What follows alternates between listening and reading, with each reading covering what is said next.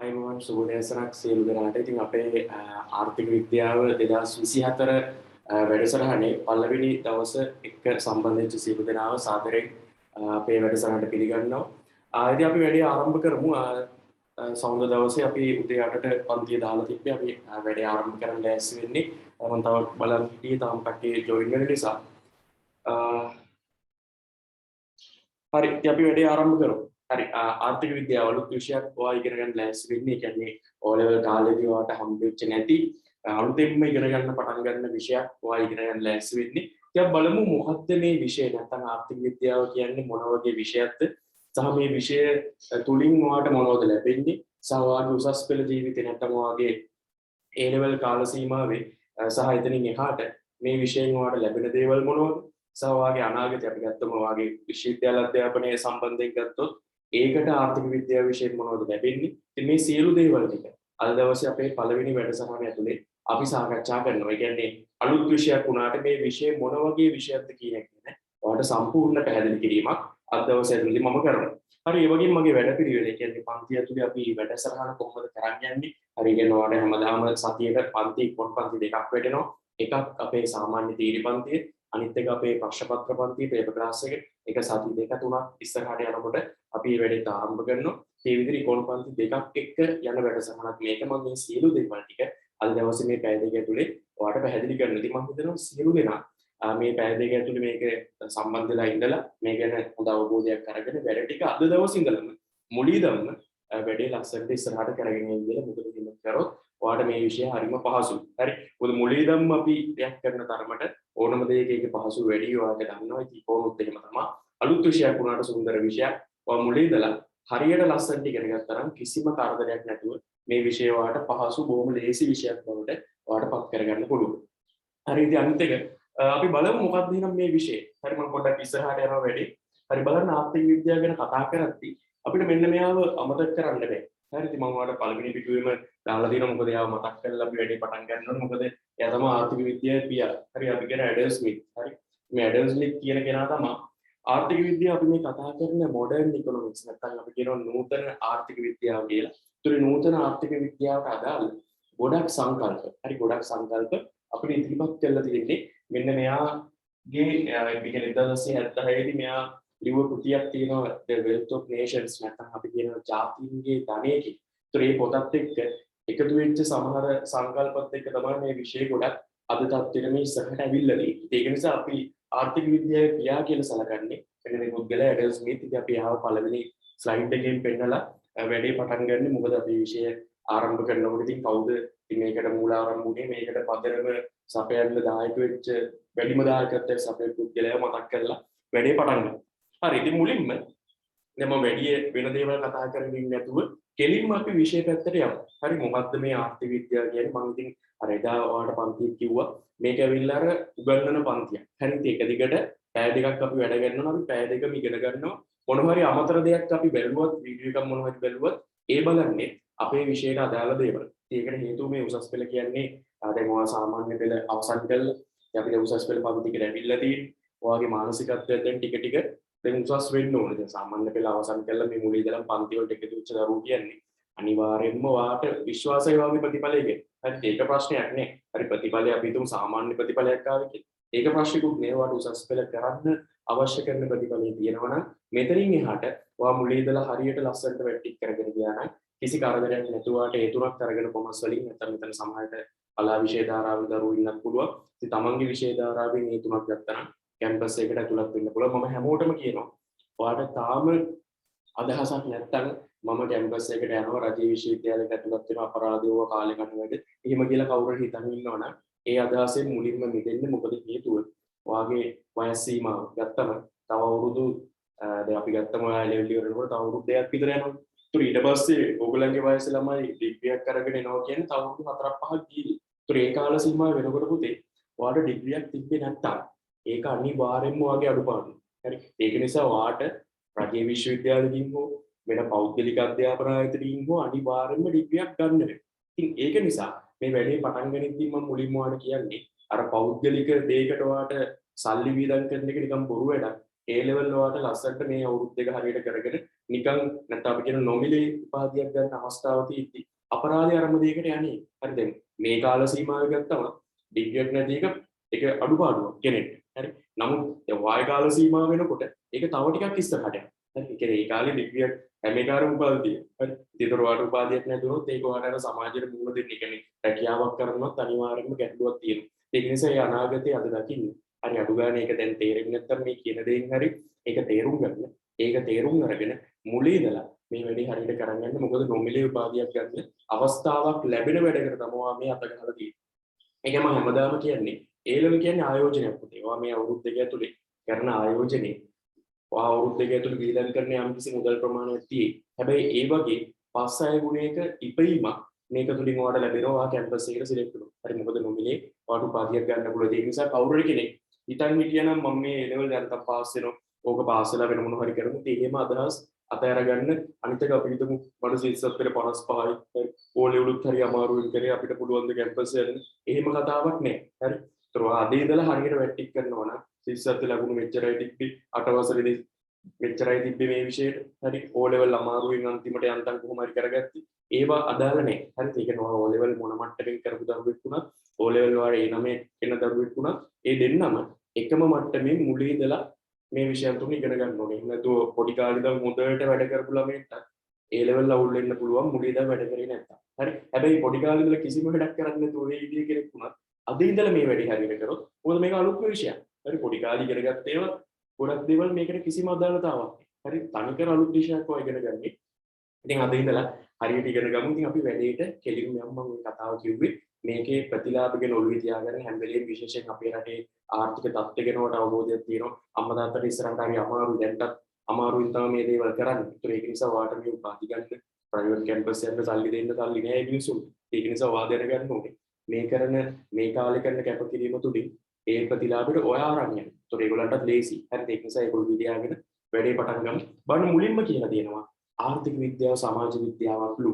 ඒකම තමයි වර්ධින සතුට. අටවලට ඉකෝන් තියෙනවද ඕන්න කරත හරි මේකෙන ප්‍රශ්නයක් අහලා තියෙනවා. ඒ වගේ අද දවසේ ඇතුළත ඔයාගේ තියෙන ඕන ප්‍රශ්නයක් අහන්න අද දවසේ විතරක් නෙමෙයි මම ඔයාලට ඕන ප්‍රශ්නයක් අහන්න මගේ ෆෝන් නම්බර් එක නැති කෙනෙක් ඉන්නවා මම දාන්න. ඒකටත් ඕන ප්‍රශ්නයක් දාන්න. මොකද ඔයගොල්ලෝ තාම මේ විෂය ඒ ලෙවල් වලට අලුත්නේ. ඒ වගේ තියෙන ප්‍රශ්න විසඳගන්න ඔයගොල්ලෝ ප්‍රශ්න ඉදිරියට ලියාගෙන වැඩ කරන්න අමාරුයි. ඒක නිසා මොන හරි තියෙන ප්‍රශ්න ඔක්කොම ඉස්සෙල්ලා විසඳගන්න. දරුවෙක් අහලා තියෙනවා ආර්ට් වල ඉකෝන් තියෙනවද කියලා. ඔව් ඉතින් ආර්ට් කරන දරුවෙක් ඉකෝන් කරොත් එහෙම එයාට ඉසෙට් කෝ එක වැඩි. මොකද එයාගේ තියෙන අනිත් විෂයන් වලට වඩා ඉකෝන් වල සෑහෙන ඉසෙට් කෝ එකක් තියෙනවා. එක්කෙනෙක් අහලා තියෙන ඉකෝන් කටපාඩම් කරන්න ඕනද කියලා. මම පොදුවේ දෙන අවවාද තමයි මේ ඒ විෂයන් කටපාඩම් කරන්න යන්න එපා. මොකද ඉරවුන් නෙමෙයි බලාපොරොත්තු වෙන්නේ. හරි ගිරවෙට්ට කැම්පස් යන්න අමාරුයි. අර පාඩම් කරන එක අතරතුර මේ දේවල් හරියට දැනුම එකතු කරගන්න. තමන් බුද්ධියෙන් හිතන්න. හරි මම ප්‍රශ්න වලට පස්සේ උත්තර දෙන්න. අපි වැඩි පටන් ගමු. මොකද දැන් ගොඩක් ප්‍රශ්න අහන්න නිසා. හරි ප්‍රශ්න ටික දාලා දෙන්න මම පස්සේ උත්තර දෙන්නම්. හරි බලමු වැඩේ අපි ආරම්භ කරන්නේ ආර්ථික විද්‍යාව සමාජ විද්‍යාවක් වල. ඔයා දැන් මේ ටික දවසකට කලින් අවසන් කරපු ඕඩල් විභාගයේ ඔයගොල්ලෝ හැමෝම සයන්ස් පේපරයක් ලිව්වා. අර විද්‍යාව පේපරයක් ලිව්වා. ඒතකොට ඒ විද්‍යාව කියන වචනේ මෙතනක් තියෙනවා. හරි. හැබැයි දැන් මෙතන ඉන්න පුළුවන් සයන්ස් නියමයටම පුළුවන් දරුවෝ. ඒ වගේම සයන්ස් පේපරේ දැකලා මම මේ මැස් කරන්න ඉතින් හිටියේ සයන්ස් පේපරේ කරාට පස්සේ මම කොමර්ස් කරන්න තීරණය කරා කියලා අපිරිසිකුත් ඇති. හරි. ඒ මොන වුණත් ප්‍රශ්නයක් නෑ. උදේ මේ විද්‍යාවයි මේකයි කතන්දර දෙකක්. හරි. ඒක නිසා පොඩි කාලේ වාරේ ඕලෙවල් කාලේ ඉගෙනගත්ත ජීව විද්‍යාව, රසායන විද්‍යාව, භෞතික විද්‍යාව අපිට නෑ. හරි. ඉතින් ඔයාට ඒක අමාරු නම් ඒක අදාළ කරගන්න එපා මේකට. මොකද මේක ඇවිල්ලා කෙලින්ම සමාජ විද්‍යාවක්. හරි සමාජ කියන එක ගැන අපි හැමෝම දන්නවා. හරි. ඔයාට සමාජය ගැන පොඩි හරි අවබෝධයක් ඇති සමාජික පුදුලේ අපි මේ ජීවත් වෙන වටපිටාව. හරි. අපේ රටේ මිනිස්සු අපි ගත්තොත් ලංකාවේ ජනගහනය අපේ රටේ ජනගහනය ගත්තම කෝටි 2.15ක් විතර ඉන්නවා. ඒතර මේ මුළු ඔක්කොම අපේ රටේ ජන සමාජය. හරි. හැබැයි අපේ රට විතරක් නෙමෙයි. දැන් අපේ රටේ සිද්ධ වෙන සමහර දේවල් වලට ලෝකෙම සිද්ධ වෙන දේවලුත් බලපාන. දැන් අපි හිතමු ලෝක වෙළඳ පොලේ පොර තෙල් මිල වැඩි වෙනකොට ඒක අපේ රටේ ආර්ථිකයට බලපානවා. අපේ තෙල් මිල වැඩි වෙනවා. හරි. හැබැයි දැන් මේ දවස්වල මුළු ලෝකෙම තෙල් මිල වැඩි. හැබැයි ඉතින් අපිට දරා ගන්න බෑ. අපිට වැඩි වෙච්චි මොකද ඒ රටවල ආර්ථිකය දියුණුයි. අපේ ආර්ථිකේ තියෙන තත්ත්වෙත් එක්ක තමයි තෙල් මිල වැඩි වීම අපිට දරා ගන්න බැරි. නැත්තම් ලෝකෙට මොක බලපාලා තියෙන දෙයක්. හරි. ඉතින් ඒතකොට ඒ වගේ දේවල් ගැන අපි මේ කතා කරන ලෝකයේ ආර්ථිකය ගැන අපේ රටේ ආර්ථිකය ගැන මේ හැමදේම ගැන ඔයාලට අර පැහැදිලි අවබෝධයක් මේ පන්ති ඇතුළේ ඔයාලට ලබා දෙනවා. මොකද ඉතින් මේක මේ අර ළමයි අහලා තිබ්බා වගේ කටපාඩම් කළාම ගොඩ යන්න පුළුවන් විෂයක් නෙමෙයි. හරි. අපි හැම වෙලෙම තොරතුරු හොයන්න ඕනේ. අපි ඒ ලෙවල් කරනවා කියන්නේ එහෙමයි. හැම වෙලෙම දැන් වෙනස් වෙන්නේ. හරි මං කිව්වේ දැන් සාමාන්‍ය පෙළෙන් උසස් පෙළට ඇවිල්ලා තියෙන්නේ. හරි. ඒවා හිතන පතන විදිය චුට්ටක් උසස් වෙන්න ඕනේ. මොකද අපි දැන් ඉස්සර ඇවිල්ලා පොතේ මොන හරි දෙයක් තිබ්බා. ඒක පාඩම් කරා පේපර් එකට ගිහුවා. මොකද පේපර් එකේ තාවන්නේ ඒකම තමයි. හරි. හැබැයි ඒ ලෙවල් එහෙම නෙමෙයි. ඔයා ඉගෙන ගන්න දෙයක් ඔයාට නිර්මාණය කරන්න පුළුවන් වෙන්න ඕනේ. දෙයක් ඔයාට හිතන්න පුළුවන් වෙන්න ඕනේ. තොරතුරු හොයන්න ඕනේ. ඒ වෙනුවෙන් විශේෂයෙන් දැන් අපේ රූට් එක පාරවම හිතන්න පුළුවන් වෙන්නේ. ඒක නිසා අපි මොකද කරන්නේ? මේ තියරි පන්තිය මෙහි මුගන්නන ගමන් පේපර් ක්ලාස් එකක් දානවා වෙනවා. ඔයාලට පුළුවන් මගේ මේ ගිය අවුරුද්ද ළමයිට කරපු පේපර් ක්ලාස් එක මගේ YouTube channel එකේ තියෙනවා නිකන් ගිහිල්ලා ඕනනම් බලන්න. කොහොමද ඒවා යන්නේ කියලා. ඒතොර ඒකෙන් අපි ලෝකයේ ආර්ථිකය ගැන තේ දේවල් හැමදේම ප්‍රායෝගික පැත්ත. හරි ආර්ථික විද්‍යාවේ ප්‍රායෝගික දේවල් ටික අපි විශේෂයෙන්ම පේපර් ක්ලාස් එකට කතා කරනකොට ඔයාටත් මුලින්ම ඒ වැඩේ අපි පටන් ගන්න. හරි ඒක නිසා කවුරුත් බය වෙන්න එපා මට එහෙම හිතන්න බැරි හිතන්නේ. හරි හිතන්න උරු කරමු. හරි මේ පන්තිය කරන්න ඕනේ තියරි ඉගෙන ගන්න, පාඩම් කරන්න. පේපර් ක්ලාස් එකේදී අපි ප්‍රශ්නයකට උත්තර ලියන්නේ කොහොමද කියලා ඔයාලට මුලින්ම උගන්වනවා. මොකද මේකේ උත්තර ලියන්න ඕන විදියක් තියෙනවා. හරි උත්තර ලියන්න ඕන විදියක් තියෙනවා. ඒක නිසා ඒක ඔළුවේ තියාගන්න අපි වැඩේ මුලින්ම පටන් ගමු. හරි බලන්න මෙතන අපිට කියලා තියෙනවා එහෙනම් ආර්ථික විද්‍යාව සමාජ විද්‍යාවක්. හරි සමාජ විද්‍යාවක් ඒ කියන්නේ සමාජ ජීවත් වෙන මිනිස්සුන්ගේ හැසිරීම් රටාවන් ගැන අපි අධ්‍යයනය කරනවා. හරි සමාජ ජීවත් වෙන මිනිස්සුන්ගේ හැසිරීම් රටාවන් ගැන අපි අධ්‍යයනය කරනවා. ඒක නිසා අපි කියනවා ආර්ථික විද්‍යාවත් සමාජ විද්‍යාවක් කියලා. මොකද මේ ආර්ථික තීරණ ගන්නේ සමාජය ඇතුලේ. ඒතකොට ඒ දේවල් තේරුම් ගන්න එක මෙතනදී වැදගත්. මම වන්නේ උදාහරණයක් කියන්නම් වැඩේ පටන් ගන්න කලින්. අපි යමු පොඩි උදාහරණයකට. අපි යමු මෙහෙම උදාහරණයකට. මම මේ දවස්වල මේ රටේ තියෙන තත්ත්වයක් ගැන කියන්නේ ටියුට් දුන්න දානවා ටියුට් තාම ක්ලාස් එකට දීලා නැහැ ක්ලාස් එකට දෙනවා ඔයගොල්ලන් ටියුට් ක්ලාස් එකෙන් ගෙදරට එවනවා. හරි මම ඒක දැනුවත් කරන්න. හරි මම පොඩි උදාහරණයක් කියන්නම් මේ දවස්වල ඔයගලන්ට ඇහැට ඇහෙන කතාවක්. කනට ඇහෙන කතාවක් ඇහැට පේන ඒ වගේ කනට ඇහෙන කතාවක් ගැන මේ දවස්වල පුතේ ලංකාවේ උද්දමනය ගැන අපි කතා කරනකොට ඔයාලට හොඳටම දැනෙනවා. හරි ඉස්සර කාපු මාළි බිස්කට් එක ගානේ දැන් කන මාළි බිස්කට් එක ගානේ ගත්තම නැත්නම් චොකලට් බිස්කට් එකක් වගේ දැන් ගන්න හිතන්නත් බෑ අපිට. ඉතින් ඔන්න ඔකට අපි කියනවා උද්දමනය. ඉන්ෆ්ලේෂන්. හරි. දැන් අනිත් එක තමයි මගේ ටියුට් හැම එකම මේ සිංහල වචනෙත් එක්ක ඔයාලට ඉංග්‍රීසි ටර්ම් එකත් ඒක දෙනවා. හරි. ඒකට හේතුව අපි මේ A level කාලේ සිංහලෙන් ඉගෙන ගත්තට අපි මෙතනින් එහාට අධ්‍යාපනය ලැබනකොට අපි යන්න ඕනේ ඉංග්‍රීසි එක.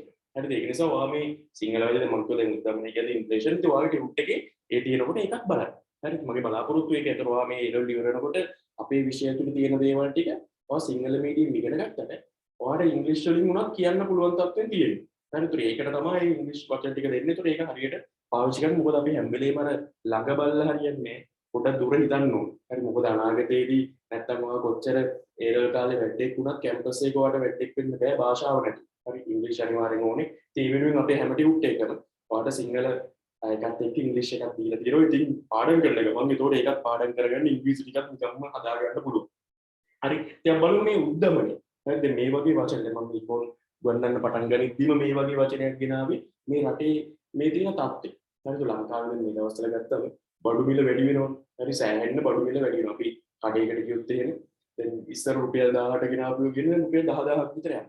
ඒක උකට තමයි පුතේ උද්දමනය කියන්නේ. හරි පොදු මිල මට්ටම වැඩි වෙනවා. ඒ කියන්නේ පාන්දර මිල ගැන ඉහළ යනවා. හරි දැන් මේක ඉහළ යනකොට උද්දමනය වැඩි වෙනකොට මම මේ නිකන් ඔයාලට ආර්ථික සංසිද්ධිය පැහැදිලි කරන්නේ. දැන් මේව තමයි අපිට ඉගෙන ගන්න තියෙන්නේ කියලා මම ඔයාලට පෙන්නනවා. හරි දැන් මේ උද්දමනය කියන එක ඉහළ යනකොට රජයට අවශ්‍ය වෙනවා මේක පහළ දාන්න. හරි උද්දමනය කියන එක වැඩි වෙනකොට රජයට අවශ්‍ය වෙනවා මේක පහළ දාන්න. හරි ඒ පහළ දාන්න උත්සාහ කරනකොට ඒ පැත්තෙන් දැන් උද්දමනය වැඩි වෙන නිසා රජයට අවශ්‍ය වෙනකොට මේක පහළ දාන්න එයා මොකද්ද කරන්නේ? දැන් මේ උද්දමනය ඇති වෙන්න එක හේතුවක් තමයි මිනිස්සුන්ගේ අතේ තියෙන සල්ලි ප්‍රමාණය. අපි කියනවා මේ මුදල් සැපයුම. හරි මම මේක සරල කතාවක් වගේ කියන්නේ මේක ලොකුට හිතන්න යන්න එපා. අපි පොඩ්ඩක් මේ පැහැදිලි කිරීමක් කරන්න යන්නේ. මොනවද මේ විෂය තුනේ තියෙන්නේ? හරි කොච්චර මේක ප්‍රායෝගිකද රටේ මේ තියෙන තත්ත්වය ගැන මම මේ පොඩි කතාවක් කියන්නේ. හරි. ඒතර මම කියවද මේ දවස්වල අපිට තියෙන ලොකුම ප්‍රශ්න වල බඩු මිල වැඩි. හරි. ඉතින් මේක තනිකර ආර්ථික විද්‍යාව මුල කතාවක්. හරි. කියන්නේ මේ විෂය ඇතුලේ තියෙන දේවල් කොච්චර ප්‍රායෝගිකද? ඔයාට සමාජයේ පාරට දැස්සක් පේන දේවල් තමයි උගන්වන්නේ. ඒකයි මේක සමාජ විද්‍යාවක්. හරි. ඉතින් මට ඔයාට කියලා දෙන්න අවශ්‍ය මේක සමාජ විද්‍යාවක්. එහෙනම් සමාජ වෙන දේවල් රටේ වෙන දේවල් තමයි මේ කතා කරන්නේ. හරි. එහෙනම් මේ විෂය ඉගෙන ගන්න එක ඔයාට සමාජ තුළ ජීවත් වෙන්න හොඳ රස්සාවක් කරන්න අනිවාර්යයි. දවසක බිස්නස් එකක් කරන්න. ඉතින් මේ හැම දෙයකම මේව වැදගත්. හරි ඉතින් බලන්න මේක මම කියුවේ මේ උද්දමනය කියන එක ගත්තම මේ මිල මට්ටම වැඩි වෙනකොට එහෙනම් රජයට අවශ්‍ය වෙනවා මේක අඩු කරන්න. හරි මේ උද්දමනය වැඩි වෙන්න එක හේතුවක් තමයි මේ මුදල් සැපුම් වැඩි වීම වලට මතක ඇති. අර අපේ හිටපු මහ බැංකුව අධිපතිතුමා කිව්වා මේ සල්ලි අච්චු ගැව්වම උද්දමනය වැඩි වෙන්නේ නැහැ බොරු කතාවක්. එහෙම කියන්නේ. හැබැයි ඉතින් අපිට දැන් අත්තිදින් වෙලා තියෙනවා සල්ලි අච්චු ගැව්වම මිනිස්සුන්ගේ අතර සල්ලි ගලාගෙන යනවා. හරි. ඒතකොට මිනිස්සුන්ගේ අතර සල්ලි ගලාගෙන යනවා. ඒතකොට මිනිස්සු භාණ්ඩ සේවා ඉල්ලුම් කරනවා. හැබැයි ඉල්ලුම් කරාට දෙන්න බඩු නෑ අපිට. එයි අපි ආනයනය කරන එක මඩු කරලා දෙන්නේ. ඒතකොට ඒවේ ප්‍රතිඵලයක් විදියට දැන් භාණ්ඩ පොඩ්ඩයි තියෙන්නේ. හැබැයි අර මිනිස්සුන්ගේ අතේ සල්ලි වැඩි වෙලා මිනිස්සු භාණ්ඩ සේවා ඉල්ලන එක වැඩි කරනවා. හරි. ඒතකොට ඒකේ ප්‍රතිඵලයක් විදියට මේ උද්දමනයක් ඇති වෙනවා. හරි. එකක් අර ඩොලර් රේට් එක අපේ වැඩි වෙනකොට එහෙම උද්දමනයක් ඇති වෙන්න පුළුවන්. අනිත් එක මිනිස්සු භාණ්ඩ සේවා ඉල්ලුම් වැඩි කරනකොට ඒකෙන් උද්දමනයක් ඇති වෙන්න පුළුවන්. දැන් මෙන්න මේක පාලනය කරන්න රජය පොඩි වැඩක් කරලා තියෙනවා. මේ දවස්වල ටීවී කියන ඇන්ටියම් බලනවා නම් අන්න ඒක පොඩ්ඩක් වැදගත්. හරි. දැන් අපි කොමර්ස් කරනවා කියන්නේ දැන් අර බස් එකේ වින් බලාගෙන උම යන්න බෑ. හරි. පාරේ තියෙනවා බලන්න ඕන මොනවද තියෙන්නේ. හරි. බෝඩ් වල මොනවද ගහලා තියෙන්නේ. හරි. ඒව ගැන හොයන්න ඕනේ. දැන් අපි මේ සමාජ විද්‍යාව ඉගෙනගෙන හරි. ඒතර ඒක නිසා නිවුස් බලන්න අනිවාර්යයි. ඒ වගේ අපේ ගෙදර හතරක් නිවුස් බලනවා, හතම අටක් බලනවා, අටක් බලනවා, නවයට ආයි 10ක් බලනවා, 11ටත් රිපීට් එකක් බලලා දාගන්නේ. ඒක එහෙම නෙමෙයි. මම කියන්නේ අර දවසට එක නිවුස් එකක් අනිවාර්යෙන්ම බලන්න. ඒ කියන්නේ යන නිවුස් එකේ මොන හරි channel එකක් තෝරගෙන හරි එක නිවුස් එකක් බලන්න. මොකද අපි ආර්ථික විද්‍යාව ඉගෙන ගන්නවා කියන්නේ ඔයාට වැදගත් රටේ වෙන දේවල්, ලෝකේ වෙන දේවල් ඒව ගැන ඔයා ටච් එකේ ඉන්නවා. හරි මොකද ඒතකොට හරි ලේසි මේ ඉගෙන ගන්න. මොකද මම කියුවා මේ වචනේ දැන් ඔයගොල්ලෝ කාටවත් ඇහිලා නැති වචනයක් නෙමෙයි. හරි ටීවී බලනවා නම් හරි නැත්නම් අඩු ගන්න Facebook කරේ යනවා නම් මේ වචන ඔයාට ඇහිලා නැති වචනයක් නෙමෙයි. මේක දන්න. ඉතින් මේව තමයි අපි ඉගෙන ගන්න. ඒතර මම කියුවා උද්දමනය වැඩි වෙනවා නම් රජයට අවශ්‍ය ඒක අඩු කරන්න. හරි. ඒක අඩු කරන්න යා කරලා තියෙන එක දෙයක් තමයි. ඔයා ටීවී එකේ මේ දවස්වල ඇඩ් දානවා කියනකොට මේ FD රේට් එක. හරි FD රේට් එක. හරි FD එකේ ෆික්ස්ඩ් ඩිපොසිට් නැත්නම් අපි කියනවා ස්ථාවර තැන්පතු පොඩි. හරි. වාණිජ බැංකුවල ඊට පස්සේ අපි ගත්තම ෆයිනෑන්ස් කම්පැනිස් ඔය අපි ගත්තම මූල්‍ය සමාගම් කියලා අපි කියන්නේ. ඒවේ මිනිස්සුන්ට අර මිනිස්සු තැන්පත් කරන සල්ලි වලට දෙන ස්ථාවර තැන්පතු කියන අද දාලා හිට ගන්න ඒව නෙමෙයි. හරි. සාමාන්‍ය අවුරුද්දකට දෙයකට අවුරුදු 5කට ඒ වගේ අපි තැන්පත් කරනකොට අපි තැන්පත් කරන අවුරුදු ගාන වැඩි වෙන්න මේගොල්ලෝ අපිට විශාල පොලියක් ගෙවනවා මේ දවස්වල. හරි සාමාන්‍ය අපි හිතුව අවුරුද්දකට දැම්මත් අපිට 25ක විතර පොලියක් දෙයි. ඉස්සර උඹ තිබ්බේ 6යි 7යි. දැන් මේක මාස 4කට 5කට කලින් ගත්තොත් එහෙම අවුරුද්දට දුන්නේ මේ රුපියල් ඒ කියන්නේ අපි දැම්මු ලක්ෂයක් දැම්මු 6යි 7යි එකකින් දුන්නේ. 100ක් දැම්මුත් එකකින් 6යි 7යි දුන්නේ. හරි. නමුත් දැන් මේ රේට් එක මේගොල්ලෝ 25කට 30කට වගේ ගෙනල්ලා තියෙනවා. හරි. ඒකට හේතුව මේගොල්ලන්ට අවශ්‍යයි මේ සල්ලි දැන් අච්චු ගහලා මිනිස්සුන්ගේ අතට යවලා දෙන්නේ. ඒතර වැඩිපුර සල්ලි තියන අය ඉන්නවනේ. ඒගොල්ලන් සල්ලි ගෙනල්ලා මේ FD වල දායි කියන්නේ. හරි. දැන් රජයේ බලාපොරොත්තු වෙන රජයට අවශ්‍යයි මෙන්න මේ උද්දමනය වැඩි වෙලා තියෙනවා. එයාට අවශ්‍ය ඒක අඩු කරන්න. මොකද රටේ මිල මට්ටම වැඩි වෙන එක සීග්‍රයෙන් වැඩි වෙනවා. ඒතකොට එයාට අවශ්‍යයි කොහොම හරි ඒක පොඩ්ඩක් හරි පාලනය කරන්න. නැත්නම් තව යනවා. හරි තව ඉස්සරහට යනවා. හරි දැන් මේ දවස්වල අපි ගත්තම අපේ රටේ තියෙන උද්දමනය මාසික උද්දමනය ගත්තොත් 120ක් විතර ගියා. 120ක්. හරි වාර්ෂික ගත්තොත් මේ දවස්වල අපි 140ක විතර රේට් එකකට ගිහිල්ලා තියෙනවා.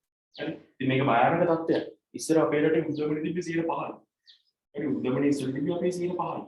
හරි. ඒත් ඉස්සර අපි ළමයිට උගන්වන පන්ති වල උදේ මේ ලංකාවේ උද්දමනය 105යි තියෙන්නේ. හොඳ තත්ත්වයක් තියෙන්නේ මේක 100 100 150 විතර ගියොත් එහෙම ඒක අතිශය භයානක තත්ත්වයක්. එහෙම තත්ත්වයක් ගැන හිතන්නවත් එපා කියලා. හැබැයි දැන් වෙලා තියෙන්නේ ඒක තමයි. හරි. ඉතින් ඒක නිසා මම කිව්වේ මේ විෂය තුලේ ඔයාට මේ රටේ තියෙන තත්ත්ව ගැන ඒ දේවල් ගැන තමයි උගන්වන්නේ. ඉතින් ඒක නිසා මේක මේ රොකට් සයන්ස් නෙමෙයි. හරි.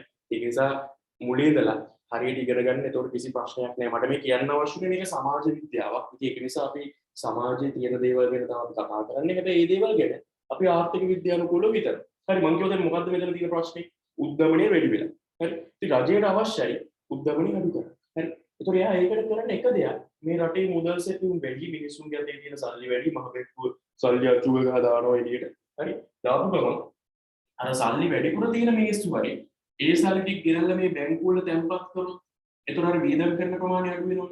අන්න ඒ විනුවෙන් මේගොල්ලෝ මේ FD වලට 130ක විතර පොලියක් ගෙවීමක් කරනවා. අවුරුදු ගාන වැඩි වෙන පොලිය වැඩි කරනවා. හරි. ඒතර එහෙම ගල්ලා බලාපොරොත්තු වෙන්නේ මිනිස්සු ඒතර සල්ලි තියෙන මිනිස්සු හරි ගෙනල්ලා සල්ලි ටික බැංකුව වල දැම්මට පස්සේ ඒ සල්ලි අර වියදම් වෙන එක අඩු. ඒතර මේගොල්ලන්ට ඒ සල්ලි අරගෙන ආර්ථිකයට දාන්න පුළුවන්. නැත්නම් සල්ලි අය අච්චු ගන්න එපේ. ඒතර මේගොල්ලෝ මේ සල්ලි අච්චු ගහන එක අඩු කරන්න තමයි මේක කළා තියෙන්නේ.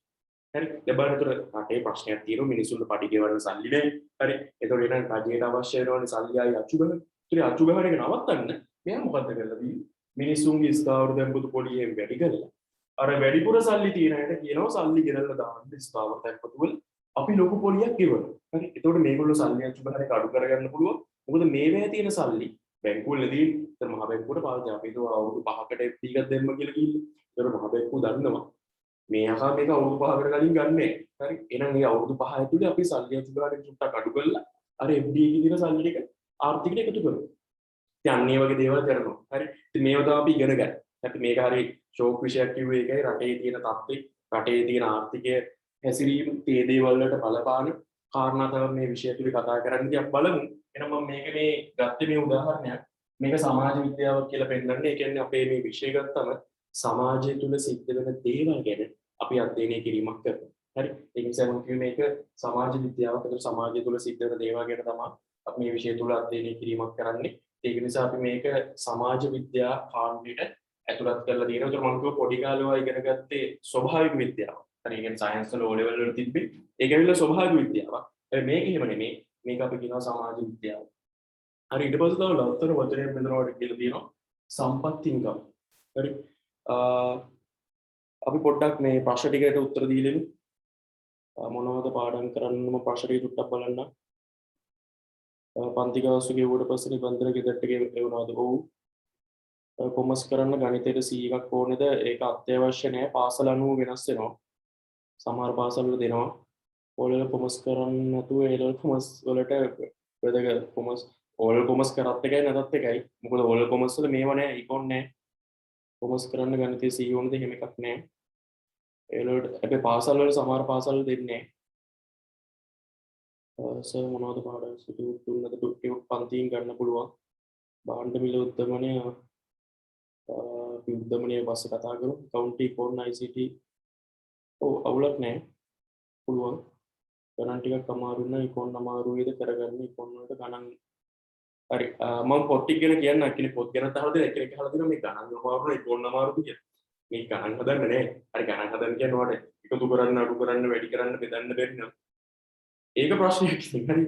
එකතු කරන්නයි අඩු කරන්නයි වැඩි කරන්නයි බෙදන්නයි අපිට තියෙන්නේ. සමහර තැන්වල. හරි මම ඒක චුට්ටක් කියන්නම්කෝ. මේ ළමයි අහන ප්‍රශ්නයක් නිසා. හරි. මම මෙහෙම කියන්නද අපේ සිලබස් එක ගත්තම පුතේ මෙහෙම එකක්. හරි. අපේ ආර්ථික විද්‍යාව සිලබස් එක ගත්තම ආර්ථික විද්‍යාවේ විෂය නිර්දේශය. හරි. මම විෂය නිර්දේශය පෙන්නනවා අද. සිලබස් එකේ තියෙන පාඩම් ටික ඔක්කොම පෙන්නනවා. අපි ඔක්කොම කතා කරන මේ ළමයි අහන ප්‍රශ්න වලට මම චුට්ටක් උත්තර දෙන්න. මේ විෂය නිර්දේශය ගත්තම මේකෙන් 70%ක් තියෙන තියරි. හරි. 70%ක් තියෙන තියරි. හැබැයි මේක යන පොඩි පොඩි සමීකරණත් එක්ක පොඩි පොඩි ගණන් හදන දේවල් 130ක් විතර තියෙනවා. ඉතින් මම කිව්වේ ඒක එකතු කරන්න අඩු කරන්න වැඩි කරන්න බෙදන්න පුළුවන් වෙනවා. හරි. ඒ වෙලතු අපිට මේ ගණන් සම්පූර්ණයෙන් අතහැරලා දාලා අර තීරණයක් ගන්න පුළුවන් වැදගත් විෂයක් ඉගෙන ගන්න බැහැ. හරි. ඒක මම කිව්වේ. මම එහෙම කිව්ව අනිත් විෂයක් වැදගත් නැහැ කියලා නෙමෙයි. හැබැයි මම හැම වෙලෙම කියන දෙයක් අපි ඒ ලෙවල්වලදී කරන්න ඕනේ අනාගතයේ සල්ලි හම්බ කරන්න පුළුවන් විෂයක්. හරි. මොකද මේ යන්තම් මේක පාස් වුණා කියලා වැඩක් නැහැ. ඒක වාගේ තීරණේ. නමුත් මම කෙලින්ම ළමයිට කියන්නේ මම හැම වෙලේම අපි මේ කාල සීමාව ඉගෙන ගන්න ඕනේ. මොකද අමාරු කාලයක අපි ඉන්නේ. ඒතර මේ කාලේ අපි ඉගෙන ගන්න ඕනේ අනාගතයේ දවසක සල්ලි හම්බ කරන්න පුළුවන් විෂයක්. ඒතර ඒ විෂයක් ඉගෙන ගන්නකොට චුට්ටක් මහන්සි වෙන්න ඕනේ. හරි. ඒතර ඒ කියන්නේ හිම විෂයක් ඇතුලේ ගණන් චුට්ටක්වත් නැති වෙන්නේ. හරි. අපි ගණන් කියලා මේ කම්බයින් මැස් නෙමෙයි තියෙන්නේ. හරි. එහෙනම් ඒ ලෙවල් මැස් කරනවනේ. එහෙම ඒවා නෙමෙයි මේ එකතු කරන්න අඩු කරන්න වැඩි කරන්න බෙදන්න සමීකරණයකට ගණනක් ආදේශ කරලා සමානයි කියලා උත්තරේ ගන්න ඉතින් එහෙම පුළුවන් වෙන්න ඕනේ. ඒවා අපි උගන්වනවා. හරි. ඒවා කලින් බැරි වුණත් දැන් උගන්වනවා. ඒක නිසා මේ ගණන් වලට බය වෙන්න එපා. කොමර්ස් වල දැන් accounting කියලා ගන්නවා. accounting වලත් වල තින්නේ එකතු කරන්න විතරනේ. ඒතු ගණන් නෙමෙයි. ඉතින් මේ ඉකොන් එකත් එහෙම තමයි. හරි. ගණන් බෑ කියලා වගේ හිතේ මතයක් තියෙනවනේ. ඒක මේකට අදාළ නෑ. හරි. මොකද මේක ඇතුලේ අපි කරන්නේ මේ විෂය නිර්දේශයේ 70%ක්ම තියෙන සම්පූර්ණ තියරි. හැබැයි 130ක් විතර පොඩි පොඩි ගණන් තියෙනවා. ඒක ලොකු ප්‍රශ්නයක් නෙමෙයි. හරි. ඒක මුලින්ම ඉගෙන ගත්තම ගැටලුවක් ඇති වෙන්නේ නැහැ. ඒක නිසා එහෙම අනිසිබියක් ඇති කරගන්න එපා. පොඩි කාලේ ඉඳන් මට ගණන් බෑ. ඉතින් මම ඒකයි මේ කොමර්ස් කරන්න ආවේ. දැන් මේක අස්සෙත් ගණන් තියෙනවා. අන්න එහෙම බය ඇති කරගන්න එපා. මොකද ඒක අදාළ නැහැ. මොකද මුලින් ඉඳලා මේ 130 හරියට ඉගෙන ගත්තා නම් ඒක ප්‍රශ්නයක් වෙන්නේ. හරි. ඒ නිසා ඒක බය වෙන්න එපා. හරි. දැන් බලන්න මෙතන මම කිව්වේ නම් හරි ආර්ථික විද්‍යාව සමාජ විද්‍යාව කි. හරි ආර්ථික විද්‍යාව සමාජ විද්‍යාව කෙනෙක් අහලා දෙනවා accounting econ ICT කරාට කමක් නැද්ද කියලා කිසි ප්‍රශ්නයක් නෑ. accounting econ ICT කරන්න පුළුවන්. ඒක ඔය කැමැත්ත ඔයාලට IT වලට ආස නම් IT කරන්න අනිවාර්යයෙන්. හරි එකිනෙක අහලා දිනවා. හරිද අපි ප්‍රශ්න වලට උත්තර දෙන්න පස්සේ අපි වැඩේ යමු. මොකද වැඩේ පොඩ්ඩක් පරක් වෙනවා. මම අද පළවෙනි දවසේ කරන්න ඕන වැඩ ටිකක් ප්ලෑන් කරලා දිනවා. ඒ වැඩ ටික කරන්න ඕනේ. ඊට පස්සේ ඔයාලට මොනවා හරි ප්‍රශ්න තිබ්බොත් මම ඒවට දාන්න මගේ නම්බර් එකක් දෙන්නම්. ඒතර මොනවා හරි මේ ආයෙ තියෙන ප්‍රශ්න මේකට දාන්නකො ලොකු ප්‍රශ්න මොනවා හරි තියෙනවා නම් මේ නම්බර් එක ලියා ගන්න. කවුරු ගාව මගේ නම්බර් එක නැත්නම් ඒකට දාන්න WhatsApp එකට මම උත්තර දෙන්නම්. මොකද මේ ගොඩක් ප්‍රශ්න අහන නිසා ඒකට උත්තර දෙන්න වෙලාවන්නේ මේ නම්බර් එකට මෙසේජ් එකක් දාන්න. මම උත්තර දෙන්නම් ওই ප්‍රශ්න වලට. මොකද පාඩම ලියන්න ඕනේ මම අද දවසේ පළවෙනි දවසේ තෝරගත්ත කොටසක් තියෙනවා කරන්න. මේ නම්බර් එකට මෙසේජ් එකක් දාන්න 071 මොකට 22 මම උත්තර දෙන්නම්. හරි. ප්‍රශ්න තියෙන ඒකට දාන්න. ඒතොර ඒක අපි කතා කරමු 071 මොකට 22 නම්බර් එකට මෙසේජ් එකක් දාන්න. හරි. මොකද ප්‍රශ්න ගොඩක් අහන නිසා ඔක්කොම උත්තර දෙන්න කිව්වොත් අද මගේ කොටස කරන්න වෙන්නේ නැහැ. ඒක නිසා මම මේ WhatsApp එකට දාන්නේ ඔක්කොම උත්තර දෙනවා. මේ 10 ළම ඔක්කොම උත්තර දීලා තියෙන්නේ. ඒක නිසා මේකට මෙසේජ් එකක් දාන්න. හරි. නම්බර් එක හරි. හරි. අපි යමු වැඩේට. හරි මොකද නැත්නම් වැඩේ කරක් වෙනවා. හරි. බලන්න මෙන්න මෙතන. හරි මෙන්න මේක ගැන අපිට අමතක කරන්න බෑ. සම්පත් හිඟකම. හරි. සම්පත් හිඟකම අමතක කළා.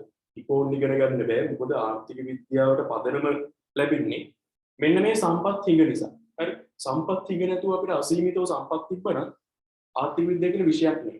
හරි. එහෙනම් සම්පත් හිඟකම තියෙන නිසා තමයි ඉකෝන් කියලා විෂයක් තියෙන්නේ. හරි. ඒතර සම්පත් හිඟකම තමයි ආර්ථික විද්‍යාවේ කේන්ද්‍රීය ප්‍රශ්නේ නැත්තම් සම්පත් හිඟකම එක තමයි ආර්ථික විද්‍යාව විෂය ගොඩ නැගෙන්නේ. හරි. තියෙන සම්පත් හිඟකමක් නැත්තම් ඉකෝන් කියලා විෂයකුත් නැත. හරි. දැන් බලමු මොකද්ද මේ සම්පත් හිඟකම මේව ගැන ලොකුවට ඉස්සරහට ඔයාලට පැහැදිලි කරනවා. අද මම ඔයාලට සරල පැහැදිලි කිරීමක් කරනවා මොකද්ද මේ හිඟකම කියන්නේ. හිඟකම නිසා අපිට කරන්න වෙන්නේ මොකද්ද කියන එක ගැන පොඩි පැහැදිලි කිරීමක් කරනවා. හැබැයි මෙතනින් ඉස්සරහට ඔයාගේ ටියුට් එකත් එක්කද අද දවස් මම ටියුට් එකේ වැඩනේ මේ කරන්නේ. හරි මේ විෂයට පදනමක් දෙන්නේ මොකද නිබන්ධනය ඔයගොල්ලන්ට මේ සතියේ ලබා දෙනවා. ඒතර මේ යන්නේ ටියුට් එකත් එක්ක යන වැඩ නෙමෙයි විෂය ගැන පැහැදිලි කිරීමක් කරන්නේ. ආර්ථික විද්‍යාව මොන වගේ විෂයක්ද ඒක ගැන පැහැදිලි කිරීමක් කරන්නේ. ඒක නිසා බලමු මේ සම්පත් හිඟකම කියන්නේ මොකක්ද කියන එක ගැන ඔයාලට චුට්ටක් කියලා දෙන්න යන්න. හරි. දැන් මම ගන්නවා තව සයිට් එකක්. හරි මේක අපි ගමු මෙහෙම. හරි මම ඔයාලට කියන්න හිඟකම. හරි හිඟකම ගැන පැහැදිලි කරන්න යන්නේ. මම දෙනවාට ඉඩමක්. හරි මම දෙනවාට ඉඩමක්. මේ ඉඩමේ. හරි ඉඩමක් මම ඔයාලට දෙනවා. මේ ඉඩම ඇතුලේ අපි හිතමු අපිට කරන්න පුළුවන් දේවල් ගැන චුට්ටක්. හරි මම කරන්න පුළුවන් හතරක් විතර දාන්න. 2යි 3යි 4ක් විතර දාන්න. හරි මේ ඉඩම ඇතුලේ අපිට කරන්න පුළුවන් දේවල් ටිකක් මම දානවා. එකක් මම දානවා මේ ඉඩමේ අපි වගාවක් කරනවා. හරි මේ ඉඩම තුල අපි වගාවක් කරනවා. මේ දවස්වල ඉතින් වගා කරන්න කියලා කියන්නේ හරිද අපි කියන අතර ඒ පළවෙනි ඔප්ෂන් එක විදියට මේ ඉඩම ඇතුලේ තෝරන වගාවක් කරනවා. හරි දෙවෙනි එක මම කියනවා පොඩි කර්මාන්ත ශාලාවක් වයිදි කරනවා. පොඩි බිස්නස් එකක් පටන් ගන්න. කර්මාන්ත ශාලාව. කර්මාන්ත ශාලාව. හරි. එහෙම නැත්නම් ඔයා මේක ඇතුලේ අපි හිතමු සෙල්ලම් කරන පොඩි පිට්ටනියක් හදනවා කියලා. පිට්ටනියක්. හරි. පොඩි පිට්ටනියක් හදනවා. හරි. එහෙම නැත්නම් මේක ගයක් හදනවා වෙන්නත් පුළුවන්. ඒ කෙනෙක් දෙන්න පුළුවන් මම මේ ගයක් හදනවා. හරි. දැන් ඔයා නිකමට හිතලා බලන්න අපිට මේ ඉඩම ඇතුලේ මේ ඔක්කොම කරන්න පුළුවන්ද? දැන් මම ඔයාලට මේ හින්කම ගැන කියලා දෙන්න යන්නේ. හරිද? මේ ඉඩම ඇතුලේ අපිට මේ ඔක්කොම කරන්න බෑ. හරි. හැබැයි අපි ආසයි මේ ඔක්කොම කරන්න පුළුවන් නම් දැන් වගාවකුත් කරලා කර්මාශාලාවකුත් ඉදි කරලා පිටිනියක් බෝල ගන්න පිටිනියකුත් හදලා ඒක අස්සෙන් ගේකුත් හදා ගන්නවා පොඩි. මේ ඔක්කොම කරන්න පුළුවන් නම් අපි ආසයි. හරි. හැබැයි ඒ ඔක්කොම කරන්න අපිට සම්පත් නැහැ. එක ඉඩමයි තියෙන්නේ. හරි. එක ඉඩමයි තියෙන්නේ මේක අස්සේ වගා කරනවද? කර්මාශාලාව ඉදි කරනවද? පිට්ටනියක් ඉදි කරනවද? ගයක් හදනවද? ඉතින් මේ ඔක්කොම දේවල් අපේ හිතේ තිබ්බද පස්සේ නැවත ඉන්න ගමන් හිතුවොත් එහෙම තව මොන හරි දේවල් අපේ හිතේ කරා. හරි. දැන් තව පොඩ්ඩකින් වගේ මම කතා කරලා ලැබුණා නමක් කියලා. ඒ ඉස්සරහට ප්‍රශ්නේ මහන බෑ. දැන් මේ අද කරන්නේ මේ පාඩම් කරගෙන ඉඳලා ලබන සතියේකට නම කියලා ප්‍රශ්න අහුවම උත්තර දෙන්න පුළුවන් වෙන්න ඕනේ. ඒ පෞරුෂත්වය වගේ. ඒක අනිවාර්යෙන්ම දියුණු කරගන්න ඕනේ. නම කියලා ප්‍රශ්නයක් ඇහුවොත් එහෙනම් අද නෙමෙයි ඊළඟ දවසේ අදු ගන්න පුළුවන් මොකද ප්‍රශ්නයක් ඇහුවොත් හැංගෙන්න බෑ. ලොග අවුට් වෙන්න බෑ. මොකද උත්තරයක් දෙන්න ඕනේ. ඒක අපි ඒරල් කාලේ ඒවත් හදාගන්න. මොකද මම අර මේ කතාව කියන්න. දැන් ඔය O level වලින් ආවත් ඒරල් පන්තියේ හරි. අපි මෙතනින් එහාට ඔයා යන්නේ සමාජෙට ගෙලින්. හරි. දැන් ඔයා O level කළා ඒරල් පන්තියට ආවා වගේ සරල කතාවක් නෙමෙයි මෙතනින් එහාට තියෙන්නේ. මොකද මෙතනින් එහාට ඔයාට සමාජෙට යන්න තියෙන්නේ රැකියාවක් කරන්න ඕනේ. තව උසස් අධ්‍යාපනය පිළිදන්න. ඒතකොට ඒක ඇවිල්ලා මේ O level වල කතාවක් නෙමෙයි. කැම්පස් එකට යනවා වුණත් ඒක ඇවිල්ලා O level A level වල කතාවක් නෙමෙයි ඊට වඩා සංකීර්ණ. හරි අපිට සල්ලි හම්බ කරන්න මේ දේවල් තමයි ඉතින් ඉහළ තියෙන්නේ. ඒක නිසා මේ කාල සීමාවේ අපි මේ දේවල් හැදෙන්න ඕනේ. කෙනෙක් එක්ක ගිහිල්ලා කතා කරන්න, ඩිරෙක්ට් එක කතා කරන්න තියෙන හැකියාව හරි. මේ හැමදේම අපි හදා ගන්න ඕන උත්තරයක් දෙන්නින් බය වෙන්න එපා. තමන් ඉදිරිපත් වෙන්න. හරි ඒක පොඩ්ඩක් හදා ගන්න. මොකද අපේ ලංකාවේ ළමයිගේ ඇති වෙන ලොකු ප්‍රශ්නයක් තමයි ඔක අර දෙයක් ඉස්සරහට ගිහලා කතා කරන්න බැරි එක. ඒ දේවල් පොඩ්ඩක් හදා ගන්න. මොකද අපි දැනුම එකතු කරගන්නවා වගේ තමයි අපි පෞරුෂත්වයට දැනුමින් වගේ අර දේවල් වලුත් අනිවාර්යෙන් දේවල් එකතු කරගන්න ඕනේ. මොකද ඒකුණුත් තමයි ඔයාලට පුළුවන් වෙන්නේ ඉන්ටර්විව් එකට ගියා කියලා සමහර අය බයයි. ඒතර එහෙම ජොබ් වලට ගන්නෙ නෑ. හරි. ඒක නිසා හැම වෙලේම අර මේ කාල සීමාවේ හැම වෙලේම මතක තියාගන්න ඕනේ. අපි ඒ ලෙවල් කරන්නේ මේ ආසාවට නෙමෙයි. හරි. හොඳ රස්සාවක් කරලා ලස්සන ජීවත් වෙන්න දවසක. හරි. ඒකට තමයි මේ වැඩේට මේ ඇවිල්ලා තියෙන්නේ. හරි. අපි ඒක අනාගතය වෙනුවෙන් කරන ආයෝජනය. මම හැමදාම කියන කතාව. ඔයා මේ විෂයන් වලට ආදරය කරන්න ඕන අවුරුදු 2යි. ඊට පස්සේ ඒගොල්ලෝ වාට අවුරුදු 56ක් විතර ඒ 56 කිව්ව අපේ ලංකාවේ මිනිස්සුන්ගේ ඇවරේජ් එක. නැත්නම් අපි කියන ජීව කාලය සාමාන්‍ය අවුරුදු 76. ජීවත් වෙන්න පුළුවන් අවුරුදු 76. හරි ඇවරේජ් එක 76. ඉතින් ඒකට ඊට වඩා ඉන්නවා නැත්නම් කියන්නේ එපා 76ට වැඩිය දැන් ඇවරේජ් එකට කොහොමද ඉඳලා කියන්නේ. හරි ඊට වඩා වැඩිය ඉන්නවා අඩුයි මරණ ඇත් ඉන්නවා. හරි ඒක නිසා මම මේ ඇවරේජ් එක ගැන කිව්වේ. ඉතින් ඒකට ඒ වගේ කාල සීමාවක් ඔයාලට මේ විෂයන් ටික හරියට ඉගෙන ගත්තා නම් ඒවෙන් ප්‍රතිලාභ දෙනවා. ඉතින් ඔයාලට මේ විෂයන් ටිකට කැප වෙන්න තියෙන අවුරුදු 2යි. ඒ දෙක හරියට කැප වුණා නම් එතනින් එහාට කැම්පස් ගියාගෙන කොහොමද ඩිග්‍රී ගත්තේ? හරි කැම්පස් යන්න තමයි මම. හරි ඒක නිසා ඒක ඔළුවේ තියාගෙන වැඩේ කරන් යමු. මම මේ උදාහරණයක් කියන්න ගත්තේ ඉඩමක් තියෙනවා. හරි මේ ඉඩමේ තුලේ මම කිව්වාට පුළුවන් වගාවක් කරන්න. හරි ඒ කියන්නේ මොනවාරි මේ ඉඩමේ අපි වගා කරනවා. හරි වගා සංග්‍රහණය කියලා වගා කරන්න පටන් ගන්නවා. එහෙම නැත්නම් කෙනෙක්ට හිතෙන්න පුළුවන් මොනවාරි කර්මාන්තශාලාවක් හදලා නිෂ්පාදනයක් කරමු කියලා. හොඳයි. හරි තව කෙනෙක්ට හිතෙන්න පුළුවන් ඔය මොකුල් වැඩක් නෑ අපි මේ ග්‍රවුන්ඩ් එකක් හදමු මැච් එකක් ගන්න අවසර කියලා එහෙම හිතෙන්න පුළුවන් කෙනෙක්ට. හරි තව එකෙක්ට ගයක් හදන්න හිතෙන්න පුළුවන්. හරි හැබැයි පුතේ මේ ඔක්කොම කරන්න බෑ. ඔක තමයි අපි කියන්නේ සම්පත් ඉන්කම්. මේ ඔක්කොම කරන්න බෑ. හරි මේ ඔක්කොම කරන්න බැරි නිසා අපිට සිද්ධ වෙනවා මේ ඔක්කොමෙන් මොනවද කරන්න කියලා තීරණය කරන්න. හරි දැන් අපි හිතමු මෙතන මේක ASCII තීරණය කරා කියලා වගාවක් කරා. එනදී මේ අනිත් ඒවා කරන්න බෑ වගාව කරගෙන පාඩු ඉන්න. හරි ඒක තමයි අපි කියන්නේ සම්පත් හිඟ. හරි සම්පත් හිඟ නිසා අපිට සිද්ධ වෙනවා තෝර ගැනීමක් කරන්න. හරි ඒතර මේ ආර්ථික විද්‍යාව විෂයේදී වාට උගන්වන්නේ කොහොමද හොඳම තෝර ගැනීම කරන්න කියලා. හරි හොඳම තෝර ගැනීම කරන්නේ කොහොමද කියන එක තමයි ඔයාලට කියලා දෙන්නේ. හරි එහෙනම් ආර්ථික විද්‍යාව විෂයෙන් ඔයාලට උගන්වන්නේ මොකද්ද? කොහොමද අපි හොඳම වඩාත් නිවැරදිම තෝර ගැනීම කරන්නේ. හරි ඒක නිසා මේ විෂය නම් අපි කියවර තේරීම පිළිබඳ විද්‍යාවක් වගේ තමයි. හරි ඒතර මේක ඇතුලේ මේ තෝරන විදියව ඉගෙන ගත්තට පස්සේ ඒක ඔයාගේ ජීවිතේට ආදේශ කරගන්න පුළුවන්. සාමාන්‍ය ඉකෝන් හරියට ඉගෙන ගත්ත ළමයෙක් ගන්න තීරණයි අනිත් කෙනෙක්ගේ තීරණය පොඩ්ඩක් වෙනස් ඈ. සමහරට ඉකෝන් ඉගෙන ගත්ත එක චුට්ටක් අඩුවෙන් හම්බ කරත් තමයි අපි හිතමු ඔයා ඉකෝන් ඉගෙනගෙන බැංකුවකට යනවා කියන්නේ. මම මේ පූර්තියකට අගෞරව කරනවා නෙමෙයි මම නිකන් සමාජයේ ඔයාට හැට පේන දෙයක් ගැන මම කියන්නේ. හරි දැන් අපි හිතමු කොමර්ස් කළා හොඳ උපාධියක් එහෙම අරගෙන බැංකුවකට ගියා කියලා. හරි සමහරට අපි හිතමු එහෙම උපාධියක් නැති සමහර අය ඉන්නවා බැංකුවල හොඳට ගියා කරන. හරි ඒතර අපි හිතමු බැංකුවට ගිහිල්ලා ගන්නේ පඩිය රුපියල් 75000යි කියලා තමයි. හරි බැංකුවට ගිහලා රුපියල් 75000යි පඩිය ගන්න. හැබැයි ලස්සනට ඇඳලා ගල්ලා උදේට යනවා. අවසර ලස්සනට එනවා. ඒතකොට මේ පිළිවෙලට ඒ ජීවිතය ඒගොල්ලෝ ගෙනියන. සමහර මම මේ වෘත්ති රාගව කරන්නේ නෙමෙයි හැමෝම නෙමෙයි. හරි අපි දුන්න රිවිල් එකක් හයර් කරනවා කියලා කවුද? හරි ඒතර මේ මිනිස්සයා සමහරට මාසෙන් ලක්ෂ දෙකක් විතර පොයනවා වෙන්න පුළුවන්. හරි ඇත්තටම ඉතින් මේ හරි ඕන හරි දුවල ලක්ෂ දෙකක් විතර මාසෙට හොයනවා වෙන්න පුළුවන්. හැබැයි අතිශය බහුතරයක් ජීවත් වෙන්නේ අර 75000 පඩිය ගන්න මිනිස්සුන්ට වඩා අඩු ජීවන තත්ත්වයක. හරි ඒකට හේතුව කලමනාකරණය. අපිට තියෙන පොඩ්ඩ හරි අපි හරියට කලමනාකරණය කරන්න.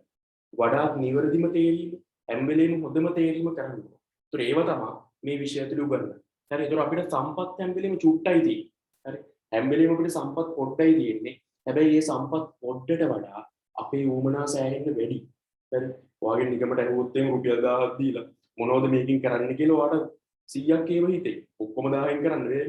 හරි ඔබ තමයි තියෙන ප්‍රශ්න මිනිස්සුන්ගේ ඌමනා පුතේ හැම වෙලේම මොහොතෙන් මොහොත වර්ධනය වීමක් වෙනවා.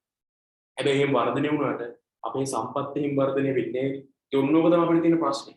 හරි මිනිස්සුන්ගේ ඌමනා එහෙම වර්ධනය වුණාට අපේ සම්පත් ටික එහෙම වර්ධනය වෙන්නේ නැහැ. ඒක නිසා අපිට සිද්ධ වෙනවා තෝරන්න. හරි අන්න මේ විෂය තුලින් කරන්නේ තෝරන්නේ. හරි ඔයාට හොඳම තේරීම කරන්න අපි කියලා දෙනවා. හරි හොඳම තේරීම කරන්න අපි කියලා දෙනවා. ඒක තමයි මේ විෂය ඇතුලේ අපි සිද්ධ කරන්නේ නම් වැඩේ ඔළුවේ තියාගන්න. එන ආර්ථික විද්‍යාවේ කේන්ද්‍රීය ප්‍රශ්නේ මම කිව්වා අපිට තියෙන සම්පත් ඉන්කම් මෙන්න මේක අද ඔළුවට දාගන්න. හරි මේ කතා කරන දේවල් මේකම පාඩම් කරගන්න. මොකද්ද මේක? සමාජ විද්‍යාව. හරි. ඒතර සම්පත් ඉන්කම තමයි අපේ තියෙන ප්‍රධාන ප්‍රශ්නේ. හරි. සම්පත් ඉන්කම තමයි අපේ තියෙන ප්‍රධාන ප්‍රශ්නේ. ඒතර මේක සමාජ විද්‍යාව. අපේ තියෙන ප්‍රධාන ගැටලුව මොකද්ද? සම්පත් ඉන්කම. හරි. ඉතින් එතකොට සම්පත් ඉන්කම කියන්නේ මොකක්ද කියන එක මම දැන් චුට්ටර කලින් ඔයාලට කියලා දුන්නා. අපේ තියෙන සම්පත් වලට වඩා අපේ උවමනා වෙනවා. හරි. ඒතර උවමනා වැඩි වෙනකොට අන්න අපිට සිද්ධ වෙනවා තෝරගන්න. හරි. ඉතින් මම කියුවේ මේ ඕන්ලයින් කරන්නේ හොඳම තෝරගැනීම කරන්න ඕනට කියලා දෙන එක. ඒක මේ විෂයක් වශයෙන් ඉගෙන ගන්න එක විතරක් නෙමෙයි.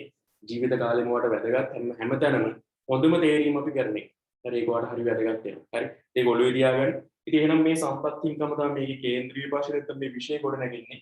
ඊගකමත් එක්ක ඊගකම කියන එක දැන් මේ දවස්වල අපි ගත්තොත් ගෑස් ඉගයි. හරි මොකද්ද ඔය ගෑස් ඉගයි කියන්නේ? හරි ගෑස් කියන්නේ අපි ගත්තාම දැන් වෙළඳ පොලේ ගත්තම ගෑස් නෑ. හරි වෙළඳ පොලේ ගෑස් නෑ එක අපි දන්නවා. හරි ඒතකොට ඒ ගෑස් නෑ කියලා කියන්නේ ගෑස් ගෙන්නන්න නැති නිසා. හරි ඒතකොට ඊට පස්සේ පෙට්‍රල් සෙට් එකට ගියාම පෙට්‍රල් නෑ. ඒ පෙට්‍රල් ගෙන්නන්න නැති නිසා සංචිත නෑ. හරි මොනවද සංචිත කියන්නේ අපි ඉස්සරහට කතා කරමු මේක පොඩ්ඩක්. මට බරපතල කියලා දෙන්න ඕන මාතෘකාවක් අපේ පේපර් ක්ලාස් එකේ පෙට්‍රල් ප්‍රශ්න ගැන කතා කරමු. හරි ඇයි එහෙම ඇති වුනේ පෙට්‍රල් ප්‍රශ්නයක් ආවේයි ඒව ප්‍රශ්න පත්‍ර පන්ති කරගෙන. හරි එතම මෙතන වැඩි ඉස්සරහට යනවා. ආර්ථික විද්‍යාව ඉගෙන ගැනීමේ වැදගත්කම. හරි ඇයි මේ විෂය ඉගෙන ගන්න ඕනේ කියලා ඔයාලට කියලා දෙන්න යනවා. හරි ආර්ථික විද්‍යාව විෂය ඉගෙන ගැනීමේ වැදගත්කම. හරි බලන්න මෙන්න මේවා මේ ආර්ථික සංසිද්ධි. අර මම කියලා දුන්නාට කලින් උද්දමනයේ වැඩි වෙනවා. උද්දමනයේ වැඩි වෙනකොට අපිට ඒකට මුහුණ දෙන්න වෙනවා. හරි ඒතොර ඒක කොහොමද අඩු කරන්නේ? ඉතින් මේ වගේ ආර්ථික සංසිද්ධීන් තේරුම් ගන්න අපිට මේක වැදගත් වෙනවා. හරි ඒක නිසා අපි කියන ආර්ථික විද්‍යාව හදාරන එක ආර්ථික සංසිද්ධීන් තේරුම් ගන්න වැදගත් වෙන කතාවක්. කියන ආර්ථිකයේ සිද්ධ වෙන දේවල් මේ ආර්ථික සංසිද්ධීන් තේරුම් ගන්න මේ විෂය දැනගෙන ඉන්න එක අපිට හරි වැදගත්. හරි ඒ නිසා අපි කියනවා තාර්කික පාරිභෝගික වශයෙන් කරද මෙන්න මේක අපි චුට්ටක් කතා කරමු. මොකෙන්ද මේ තාර්කික පාරිභෝගික කියන්නේ? හරි බලන්න මේකේ දෙවෙනි කරුණ දෙල්ලේ මම ආයෙ පෙන්නන්න තමයි ඉස්සරහා. එදින් දෙවෙනි හරි චුට්ටක් ඉන්න මේක කරගන්න. හරි මම කියව පළවෙනි එක මෙතන මම කිව්වා ආර්ථික විද්‍යාව ඉගෙන ගන්න එක අපිට ආර්ථික සංසිද්ධීන් තෝරගන්න වැදගත් වෙනවා කියලා. දෙවෙනි කරුණ මම කිව්වා තාර්කික පාරිභෝගික වශයෙන් කටයුතු කරන්න. හරි මේදී දෙවෙනි එක අපිට තාර්කික පාරිභෝගික වශයෙන් කටයුතු කරන්න ආර්ථික විද්‍යාව වැදගත් වෙනවා. හරි තාර්කික පාරිභෝගික වශයෙන් කටයුතු කරන්න අපිට ආර්ථික විද්‍යාව වැදගත් වෙනවා. දැන් බලමු කවුද මේ තාර්කික පාරිභෝගික කියන්නේ? තාර්කික පාරිභෝගික කියන්නේ කවුද කියලා අපි බලමු. හරි මම මේ ඔයාලට පෙන්නන්නේ පොඩි මාකට් එකක්. හරි ඔයාලට පේනවා පිටිපස්සෙන් යනවා පොඩි මාකට් එකක්. අපි දැන් සාමාන්‍යයෙන් පාරිභෝගික කියන්නේ පොතේ දැන් මේ වෙයි ගිහලා බඩු මිලදී ගන්න කෙනෙක්. හරි අපි සාමාන්‍ය මාකට් එකකට ගිහිල්ලා මොන හරි භාණ්ඩයක් මිලදී ගන්නකොට එයා තමයි පාරිභෝගිකය. හරි ඒතකොට ඇයි මේ පාරිභෝගිකට ආර්ථික විද්‍යාව ඕනේ? හරි මොකක්ද හේතුව? කියන්නේ පාරිභෝගික වශයෙන් අපි ඇයි ආර්ථික විද්‍යාව දැනගන්න ඕනේ? දැන් මෙතන ඔයාලට පේනවද මේ නිකන් ඔයාලට සාමාන්‍ය පොලක වගේ අත්දැකීමක් මෙතන ඇති. හරි ඒතර මේක අපි ගත්තම සමහරට මේ තියෙන භාණ්ඩ මෙතන එළවලුත් තියෙනවා. හරි ඒ වගේ එකම දේ සමහරට දැන් කිහිපයක අපිට තියෙනවා. හරි කියන්නේ දැන් මෙතන අපි හිතමු මේ තියෙන මොන හරි එළවලුවක් තව දැන් කිහිපයක මේ භාණ්ඩෙම තියෙනවා.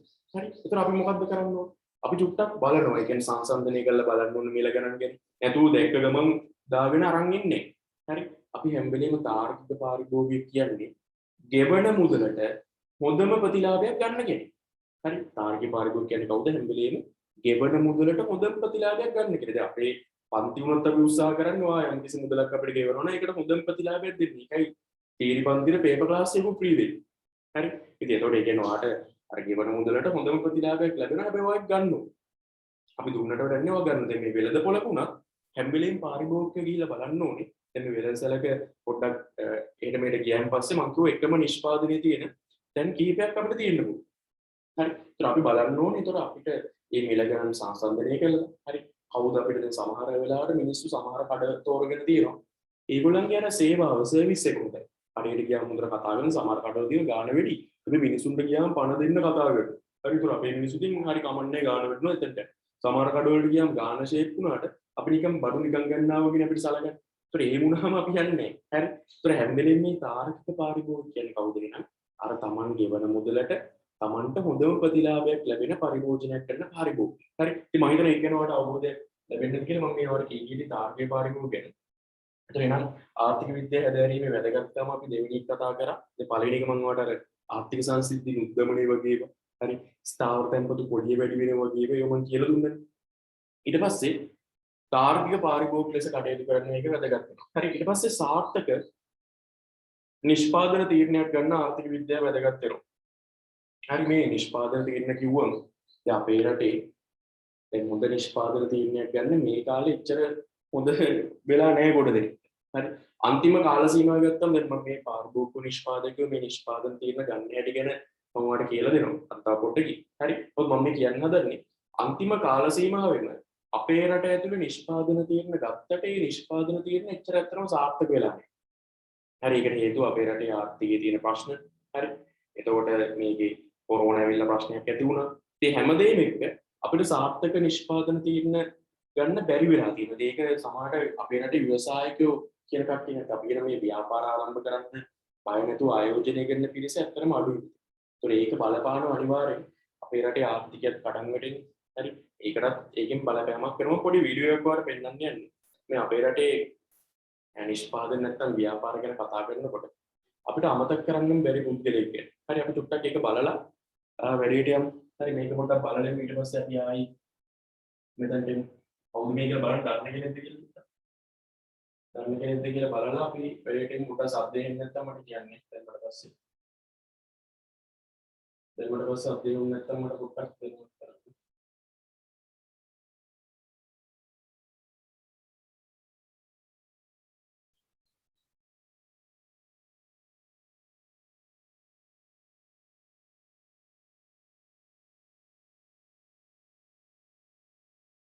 හරි පොඩ්ඩක් වීඩියෝ එක ප්ලේ වෙද්දි සද්ද එන්නේ නැත්නම් මට ටක් කරලා කියන්න.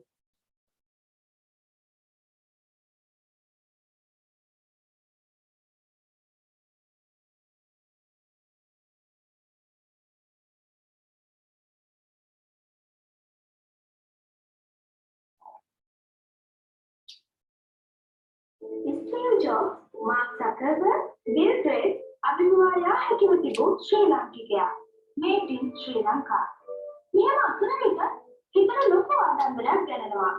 මේට අවුරුදු 40කට විතර කලින් අපි Made in Sri Lanka කියන නිබඳවීම් ගණනාවක් කර තිබෙනවා. කවුරුත් ආස කරන ඩෙල්ටා ටොපි, කැන්ඩල්, චොක්ලට් වලට අයිති කියලා තියෙන්නේ උපාලි විජේවර්ධන මහතා. ඔහුගේ පළවෙනි ව්‍යාපාරය වගේ සීනි බෝල කර්මාන්තය. කාර්යතරල දාපු සීනි බෝල හදන මැෂින් එක උපයෝගී කරගෙන සීනි බෝල හදන්න පටන් ගත්තා. මොහු නවීකරණ අදහස් සහිත පුද්ගලයෙක්.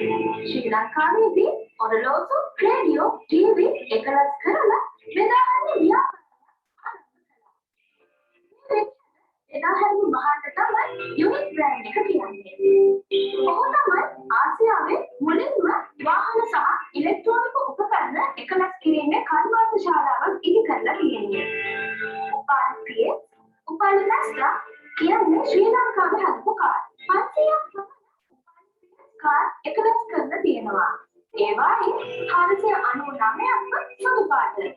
අනිත් කාර් එක ගෝල් පාටින් යුක්ත වෙනවා.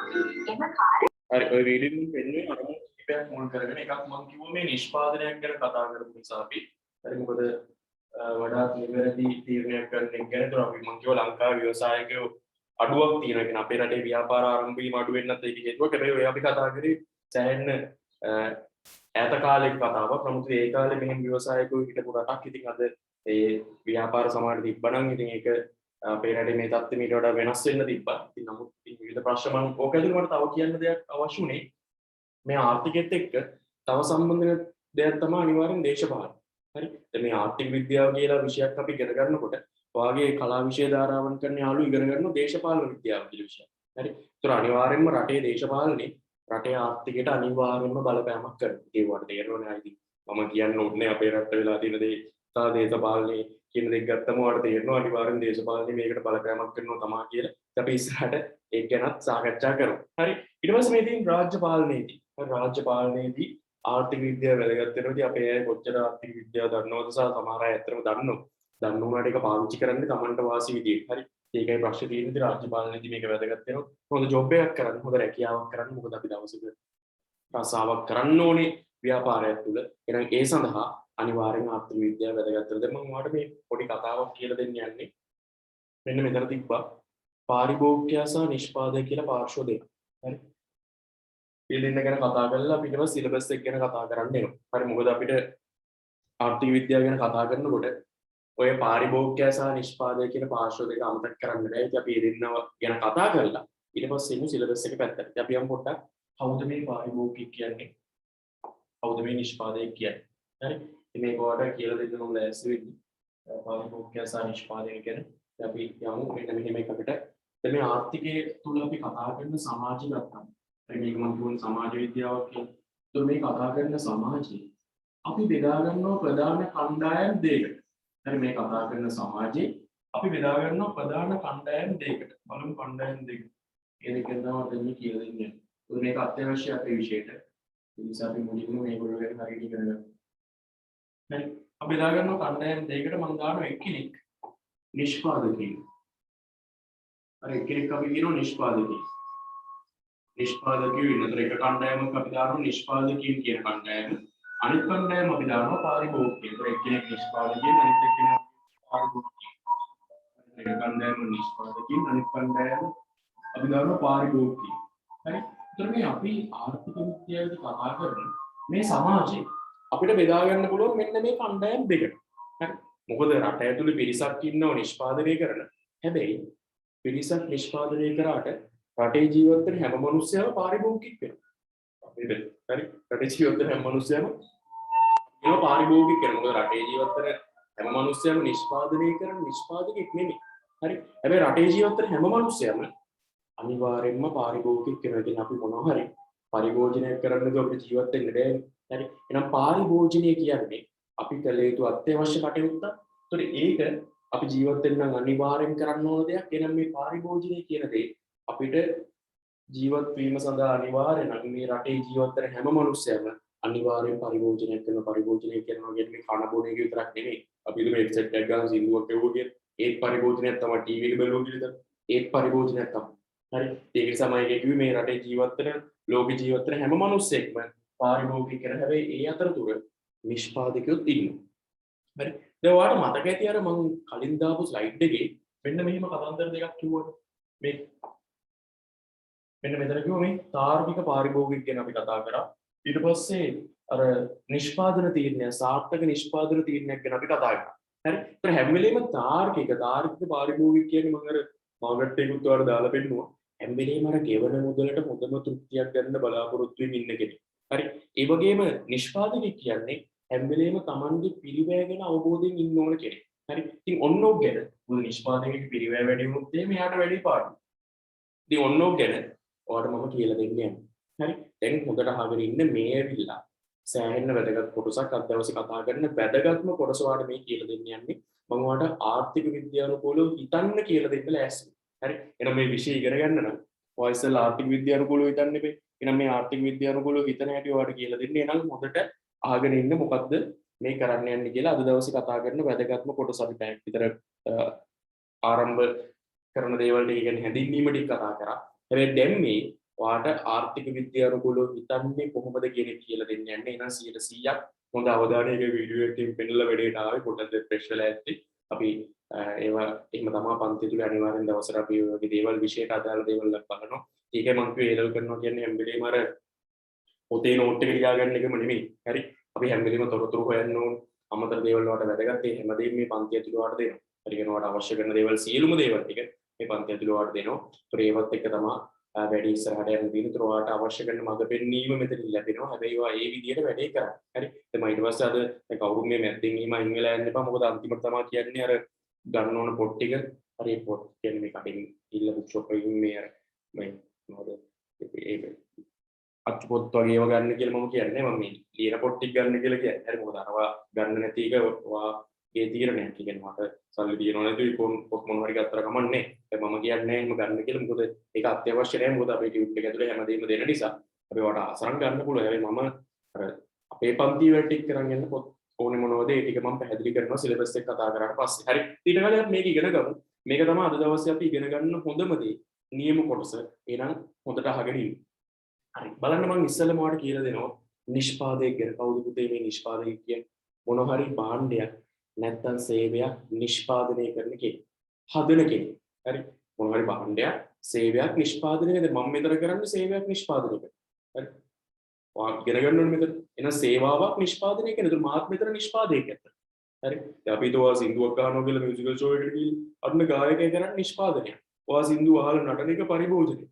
හරි. ඉතින් එතකොට නිෂ්පාදකයා නිෂ්පාදනය කරනවා. ඒක පාවිච්චි කරන කෙනා පරිභෝජනය කරනවා. හරි මම හිතන වැඩේ පැහැදිලි.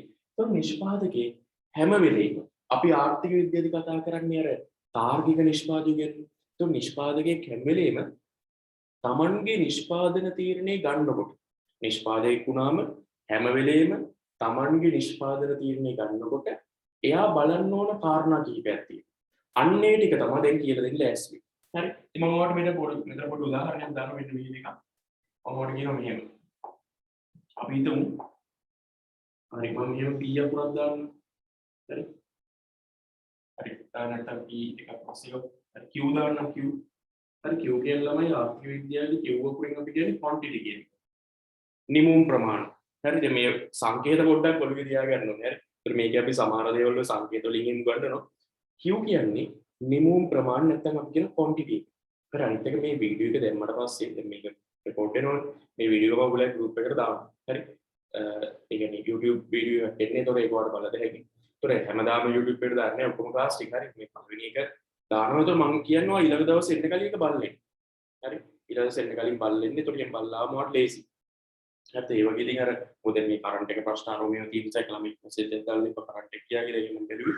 ඒතකොට එහෙම ප්‍රශ්න තියෙන නිසා අනිවාර්යෙන් ඒතකොට කොහොමත් පන්ති පැය දෙකම හිටියත් අනිවාර්යෙන් වීඩියෝ එක බලලා ලැබෙනස තියෙන්නේ. මොකද ලැබෙනස තියෙද්දී උගලන්ට ටියුට් එහෙම දීලා එහෙම තියෙන්නේ. එතකොට ඔයාලට වැඩි ලේසි. හරි. ඒක නිසා ඒතකොට බලන්න මම මේ කිව්වා Q නැත්තම් quantity කියලා. හරි Q නැත්තම් quantity. මේ quantity කියලා කියන්නේ අපි හැම වෙලේම නිමෝම් ප්‍රමාණය. හරි. Q නැත්තම් quantity කියලා කියන්නේ මොකද්ද? අපි කියනවා නිමෝම් ප්‍රමාණය. හරි. ඊට පස්සේ මම ඔයාලට දෙනවා මෙන්න මෙතන එකක් කියනවා TC කියලා. TC. හරි. TC කියන්නේ මොකද්ද? අපි කියනවා total cost එක. ඒ කියන්නේ මුළු පිළිවෙල. හරි. මොකද මම කිව්ව Q කියන්නේ quantity එක. ඒ කියන්නේ නිමෝම. හරි. අපි කීයක් හදලාද? හරි. දැන් නිෂ්පාදකයෙක් ගැන කතා කරගෙන එයා කීයක් හදලාද? එයාට පිළිවෙල කීයක් යනවද කියන අපිට වැදගත්. හරි. එන නිෂ්පාදකයෙක් පැත්තෙන් අපි කතා කරන්නේ එයා කීයක් හදලාද? එයාට ඒකට කොච්චරක් යනවද? ඒක අපිට වැදගත්. හරි. එහෙනම් quantity කීයද නිෂ්පාදනය කරලා තියෙන quantity කීයද? ඒකට පිළිවෙල කීයක් යනවද? හරි. මම දැන් ඔයගෙන් ප්‍රශ්නයක් අහන්න යන්නේ. හරි. ඒක නිසා උදරාගෙන ඉන්න. හරි. බලමු මේකේ මට උත්තරයක් ඕනේ. අපි හිතමු මේ ලේසි ප්‍රශ්නයක්. පළවෙනි එක නිසා අපි 1/10ක් හදනවා. දැන් මේ ගණන් මොනද කියලා හොයමු. මේක තමයි ගණන් මේකේ තියෙන්නේ. හරි. 1/10ක් හදනවා. මුළු පිළිවෙල 100ක් ගිහිල්ලා. හරි. ඒකක 10ක්. Q කියන්නේ quantity මම කිව්ව නිමෝම් ප්‍රමාණය නැත්තම් ඒකක ගන්න. හරි. ඒකක 10ක් හදලා මේ නිෂ්පාදකයා TC total cost එක මුළු පිළිවෙල ගිහිල්ලා තියෙනවා 100ක්. හරි. එහෙනම් ඒකක 10ක් හදන්න මෙයාට මුළු පිළිවෙල 100ක් ගිහිල්ලා නම් මේ මිනිස්සයාට එකක් හදන්න කීයක් ගිහිල්ලාද? හරි ගණන් තියනවා කියලා හුරි කට්ටිය උත්තර දාන්න බෑ. හරි ලේසි ප්‍රශ්නයක් මුලින්ම පළවෙනි ප්‍රශ්නේ හුරි කට්ටියගේ. හරි. දැන් මේකේ මම කිව්ව කට්ටියට උත්තරයක් දෙන්න කියලා. ඉතින් මේක හරි ලේසි. හරි. දැන් මම කිව්ව දැන් ඒකක 10ක් හදනකොට මෙයාට මුළු පිළිවෙල ගිහිල්ලා තියෙනවා 100ක්. ඔය වෙන එකකට 10ක් ගිහිල්ලා. ඉතින් ඕක තේරෙන්නේ නැද්ද ඔයාලට තේරෙනවනේ. එහෙනම් මේ ගණන් බැරිද? ගණන් අමාරුද? කෝඩ් වල ගණන් අමාරුද? එහෙම හිතන්න එපා. මේ සරල දේවල් තියෙන්නේ. හරි. හැබැයි ඉලක්කම් වලට බය වෙන්න එපා. හරි ඉලක්කම් සමහර අයද ඉලක්කම් දෙකම බය වෙනවා. හරි. ඒත් එහෙම වෙන්න බෑ. ඉලක්කම් වලට බය වෙලා ජීවත් වෙන්න බෑ නේද? මේ මානසික ප්‍රශ්නයක් තියෙමුණු මේක ගන්න ඕන අපිට. හරි. ඒක නිසා එහෙම ඉලක්කම් වලට බය වෙන්න එපා. දැන් මේ වගේ පොඩි පොඩි සරල දේවල් මේකේ තියෙනවා. හරි බලන්න ඊළඟට මම කියන කතාව. හරි ඊළඟට මම අහන ප්‍රශ්නයක්. දැන් අපි 11 වෙනි එක හදලා. හරි. 11 වෙනි එක හදලා 11 වෙනි එක හදලා ඒක හදනකොට මෙයාගේ මුළු පිළිවෙල 115ක්. හරි. දැන් අපි 11 වෙනි එක හදලා තියෙනවා. 11 වෙනි එක හදනකොට මුළු පිළිවෙල 115ක් වෙලා. හරි. 10 ඉඳලා 11ට නිෂ්පාදනය එකක් වැඩි කරා. හරි. එතකොට මෙයාගේ මුළු පිළිවෙල දැන් අන්න 115ක් වෙලා. දැන් වැඩිපුර හදපු එකට කීයක් ගිහිල්ලා? ඕක තමයි තේරෙන්නේ. ඔය ඉතින් මහ දේවල් නේ මං කිව්වේ ඒකයි. හරි වැඩිපුර හදපු එකට නම් කීයක් කියලාද? ඔව් ගොඩක් අය උත්තර දානවා 15 15 15. වැඩිපුර හදපු එකට කීයක් ගිහිල්ලාද කියලා මං අහනවා. වැඩිපුර හදපු එකට නම් 15ක් ගිහිල්ලා. හරි. මම හිතනවා පැහැදිලිද? ඒක ලේසි. හරිද? ඒ වගේ උත්තර දෙන්න මොකද පන්ති ඇතුලේ ඔයා ඉන්නකොට අහන්නේ කොච්චර ලේසි ප්‍රශ්නයක් වුණත් උත්තරය දෙන එක වැදගත්. හරි. මොකද හේතුව ආයතන මේකත් එක්ක ඉන්නේ කියලා මම දන්නවා. හරි. ඒ වගේම ඔයාත් මේකත් එක්ක ඉන්නවා. ඒකට ඔයාට හරි පහසු ඉගෙන ගන්න. මොකද අපි මේ ඔන්ලයින් අධ්‍යාපනය ලබන. හරි. ඇත්තම ඔයාලට මෙහෙම දෙයක් කියන්න. මේ කාලේ තියෙන තත්ත්වය උඩ අපි ඔන්ලයින් ඉගෙන ගන්න එක ඔයාලට ඇත්තටම හරි ලේසි. හරි. දැන් අද ඇත්තටම ගත්තොත් මම ෆිසිකල් ක්ලාස් තියෙනවා මට යන්න දෙන්නේ තෙල්ලේ. හරි. ඒක නිසා ඒ වගේ ප්‍රශ්න තියෙනවා. ඒ හැමදේම ගත්තම අපිට වාට වුණත් දැන් බස් එකේ පන්තියකට යනකොට වඩා ගෙදර ඉඳලා මේ පහසුවෙන් ඉගෙන ගන්න තියෙන හැමදේම ඔයාලට ලැබෙනවා ටියුට් එක ගෙදරට ලැබෙනවා. හරි පහසුවෙන් ඔයාලට මෙතන ඉඳලා ඉගෙන ගන්න තියෙනවා. හැබැයි මේ වැඩි හරියට කරන්න. ඒතොර ඒකෙදි හරියට කරනවා කියන්නේ මේ පැය දෙක නම් ඉගෙන ගන්න. මේ පැය දෙකේම අර ඔයාගේ වචන කියනවා සීන් එකේ ඉන්නවා. හරි පැය දෙකේ. ඒතොර ඒ කියන්නේ පැය දෙකම හරියට ඔයා ඉගෙන ගන්න. ඒතොර ඒ කියන්නේ ප්‍රශ්න උත්තර දීලා මේක හැම්බෙලේ මේකට සම්බන්ධ වෙලා ප්‍රශ්න තියෙනේ වහලා අන්නියෙන් වැඩ කරන්න. ඒතොර එහෙම කරනකොට මේ ඔන්ලයින් ක්‍රමය අතිශය සාර්ථකයි. හරි. ඒත් අතිශය සාර්ථකයි. හැබැයි ඔයාගේ පැත්තෙන් හරි කැපවීමෙන් මේ වැඩේ කරන්න. මොකද අපේ පැත්තෙන් දෙන්න ඕන හැමදේම දෙන්න. හරි. ඒ මගේ මේ වගේ කාල සීමාවක ඔන්ලයින් අධ්‍යාපනය තමයි හොඳම දේ. මොකද පාරවල් ගිහිල්ලා බස් නැතුව බස් වලට ලොකු ගණන් ගෙවලා ඊට පස්සේ නැතුණම් ට්‍රීවිල් එකේ ඇවිල්ලා කන්න බොන්න දෙක පන්තියට ගියාම කන්න බොන්න යන වීදම ඔක්කොම බැලුවම නිකන් බොරු වේද. ඒතර ඔයා මෙතන කැප වෙලා හරියට ඉගෙන ගන්නවා නම් මේක තමයි හොඳම ක්‍රමය මේ කාලේ තියෙන්නේ. හරි. ඉතින් මේ වැඩේ හරියට කරමු. ඒක නිසා මම කිව්වේ මුලින් ඉඳලම වැඩේ හරියට පටන් ගත්තා වගේම අවුරුදු දෙකක් වෙනමාරක් කාලයක් අපිට තියෙනවා. ඒත් මේ වැඩේ ඒ ලෙවල් දවස් වෙනකම් යන ඔන්ලයින් වැඩක්. හරි. මැද්දේ දාලා දුන්න පන්ති නෙමෙයි. හරි. ඒ ලෙවල් දවස් වෙනකම්ම අනිවාර්යෙන් ඔයාලට උගන්වනවා. ඒක නිසා වැඩ ටික හරියට පිළිවෙලට කරන් යන්න සතියේ පන්ති දෙකක් වෙනවා. එකක් මේ පන්තියේ අනිත් එක පේපර් ක්ලාස් එක. හරි. දැන් මම ඔයාගෙන් ප්‍රශ්න දෙකක් එවුව මේ වෙද්දි. ඒකක 10ක් හැදුවා 10ක් හදනකොට අපිට මුළු පිරිවේ කීයක් තිබ්බද? 100ක් තිබ්බා. හරි. ඒක 10ක් හදනකොට මුළු පිරිවේ අපිට 100ක් තිබ්බා. 11 වෙනි එක්කෙනා හදනකොට අපේ මුළු පිරිවේ 115ක් වෙලා දැන් බලන්න වෙලාද කියලා. වැඩිපුර එකට 15ක් ගිහිල්ලා නේ. හරි. තව ප්‍රශ්නයක් අහන්නද? දැන් අපි හිතමු මේ 10 100 කොස්ට් එක තියෙන එක හදලා එකක් අපි හිතමු රුපියල් 13ට වික්ක කියලා මම ප්‍රශ්නයක් අහන්න හදන්නේ. රුපියල් 13ට මේක වික්ක කියලා. හරි. මම අහන ප්‍රශ්නයක් මේක මේ නිෂ්පාදකයට ලාභද පාඩුද? උත්තරයක් දාන්න. දැන් මේ 100 කොස්ට් එක තියෙනලා එකක් අපි 13ට විකුණුවොත් නිෂ්පාදකයට ලාභද පාඩුද?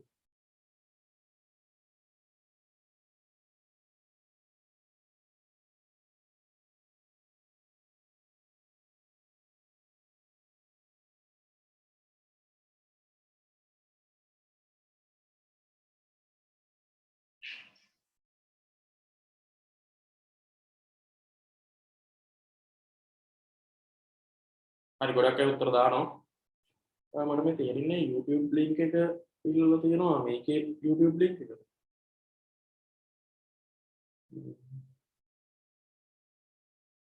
සමහර අය YouTube package දාගෙන ඉන්නවා නේද? හරි අපි ඊළඟ දවසේ එහෙමත් කරමු. YouTube live එකක් මේ වෙලාවේ යන්නේ නැහැ මේක එකයි මේ මම හිතන්නේ ඒක වෙන්න දැනගන්න.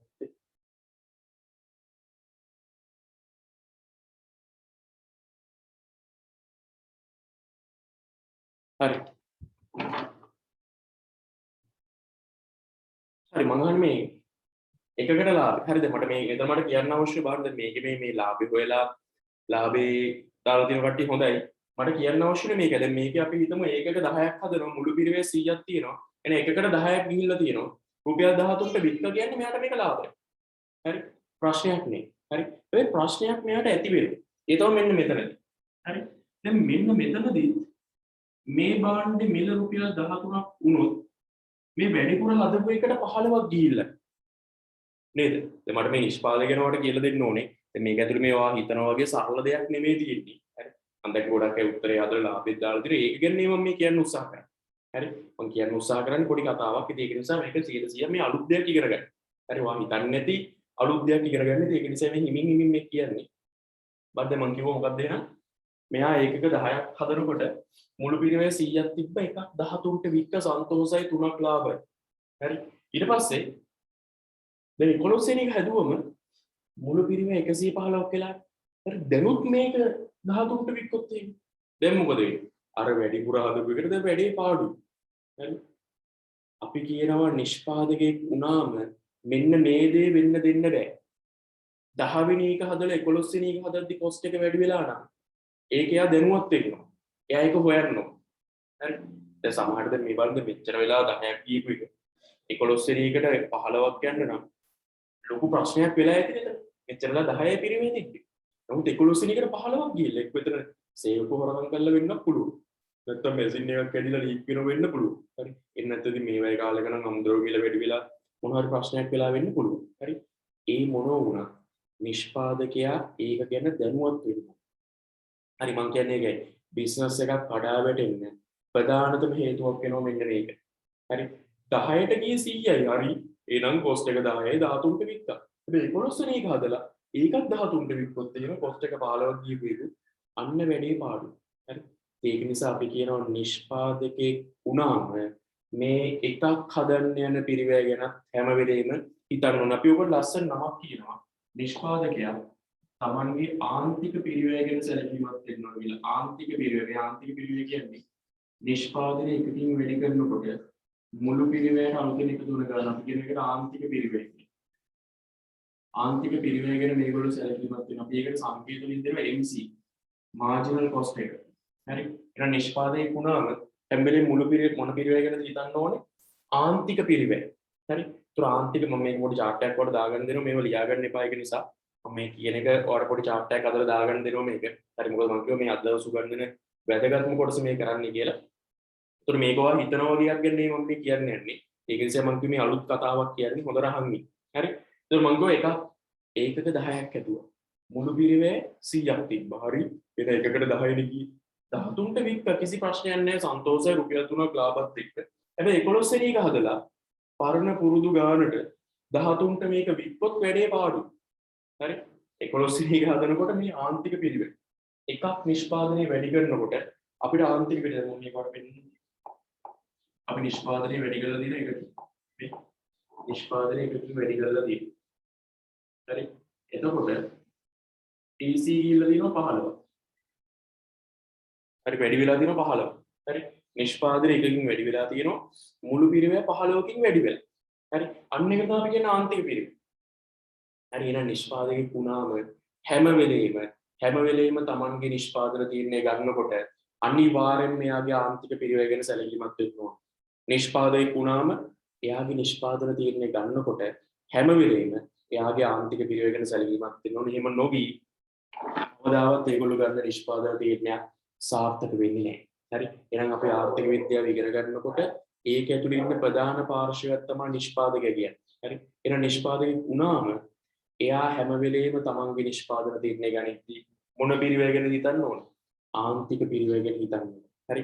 ආන්තික පිරිවැය ගැන හිතන්නේ නැතුව ගන්න තීරණයක් කවදාවත් ඒ නිෂ්පාදකයව සාර්ථකත්වයට අරන් යන්නේ නැහැ. හරි. එහෙනම් අපි ආසද අසාර්ථක වෙන්නේ නෑ නේද? අපි නිෂ්පාදකෙක් නම් අපි හැම වෙලේම බලන්න ඕනේ මේ ව්‍යාපාරයේ පිරිවැය ගැන මේ අවබෝධයෙන් ඉන්න ඕන. හරි. ඒක මම කියන්නේ මේ ආර්ථික විද්‍යාවේ අපි කතා කරන සමාජයේ ප්‍රධාන කණ්ඩායම් දෙකකට බෙදුවා. එක්කෙනෙක් නිෂ්පාදකෙක් අනිත් එක්කෙනා පාරිභෝගිකයෙක්. හරි. එතකොට දැන් මේකේ නිෂ්පාදනයේ 10 තිබ්බ එක 11ට වැඩි වෙනකොට මුළු පිරිවැය 100 ඉඳලා 115ට වැඩි වෙන එක ප්‍රශ්නයක්. එයි මෙච්චර කල් එකකට ගියේ 10යි. දැන් 15ක් ගියේ. ඉතින් අපිට ප්‍රශ්නයක් මේක. හරි. එහෙනම් අපි මොකද්ද කරන්න ඕනේ? දැන් මේකත් 13ට වික්කොත් එහෙම වැඩේ පාඩු වෙනනම් අපි නිෂ්පාදක විදිහට හොයන්න ඕනේ. ඇයි මේක මෙහෙම උනේ? හරි. ඇත්තටම අමුද්‍රව්‍ය මිල ගණන් වැඩි වෙලා අපේ නිෂ්පාදන පිරිය වැඩිලා නම් භාණ්ඩ මිල වැඩි කරන්න. හරි. එහෙම නැතු මේ ගානට වික්කොත් එහෙම මේ ව්‍යාපාර ලොස් වෙලා පාඩු ලැබෙන ව්‍යාපාරයක් වෙලා ව්‍යාපාරය වහලා දාන්න වෙනවා. හරි. ඒක නිසා එහෙම නොවෙන්න නම් නිෂ්පාදකෙක් විදියට හැම වෙලෙම Tamanගේ නිෂ්පාදන තීරණය ගන්නකොට මෙන්න මේ ආන්තික පිරිවැය ගැන සැලකීමක් වෙන්න ඕනේ. අපි ආර්ථික විදියට කතා කරන්නේ අන්න එහෙම නිෂ්පාදකයෝ ගැන. දැන් අපි බලමු පාරිභෝගිකය පැත්ත. දැන් මේ ඔය ටියුට් එකත් එක තව ලොකු ඉස්සරහ කතා කරනවා. දැන් අපි පාරිභෝගිකය පැත්තට චුට්ටක් යන්න. හරි. දැන් පාරිභෝගික වශයෙන් අපි බලමු අපි කොහොමද පරිභෝජනයක් කරන්නේ. දැන් අපි හිතමු ආර බඩගිනි. බඩගිනි දැන් ඉතින් අපි තුනේ රෑක් වගේවක් බඩගින්නක් ඇවිල්ලා. අපි දුක පොත්තුවක් ගන්න යනවා කියන්නේ. හරි මම ප්‍රශ්නයක් අහන්නේ. හරි පොත්තුවක් ගන්න යනවා. අපි දුක පොත්තු රුපියල් 500යි කියලා. දැන් 500 දිනවද දෙන්නේ. හරි. මම වණ කියන පොත්තුවක් රුපියල් 500යි. හරි. දැන් කොත්තු රුපියල් 500 නම් දැන් අපි පාරිභෝගිකය පැත්ත කතා කරන්නේ. නිෂ්පාදකයේ කතාව කිව්වොත්. නිෂ්පාදක කතාව කිව්වොත් ඒක අපි කොත්තුවක් ගන්න යන්නේ බඩගිනි රෑ මොකක්ද අපි તો රාත්‍රී කාලේ බඩගින්න නිවා ගන්න කොත්තුවක් ගන්න කියලා යනවා. හරි. මම ඔයාගෙන් අහනවා ප්‍රශ්නයක්. රුපියල් 500ක් දීලා කොත්තුවක් ගත්තට පස්සේ ඔයා මේකෙන් මොනවද බලාපොරොත්තු වෙන්නේ? දාන්න බලන්න ඕගොල්ලන්ගේ අදහස්. කොත්තු අරගෙන මොනවද බලාපොරොත්තු වෙන්නේ කියලා. දාන්න බලන්න අදහස් ටික. රුපියල් 500ක් දීලා කොත්තු ගත්තට පස්සේ මොනවද තියෙන්න ඕනේ? මොනවද බලාපොරොත්තු වෙන්නේ? ඔයාගේ අදහස් කියන්න. පාරිභෝගික වශයෙන් ඔයා බලාපොරොත්තු වෙන දේවල් ටික කියන්න. ටක්කල කියන්න.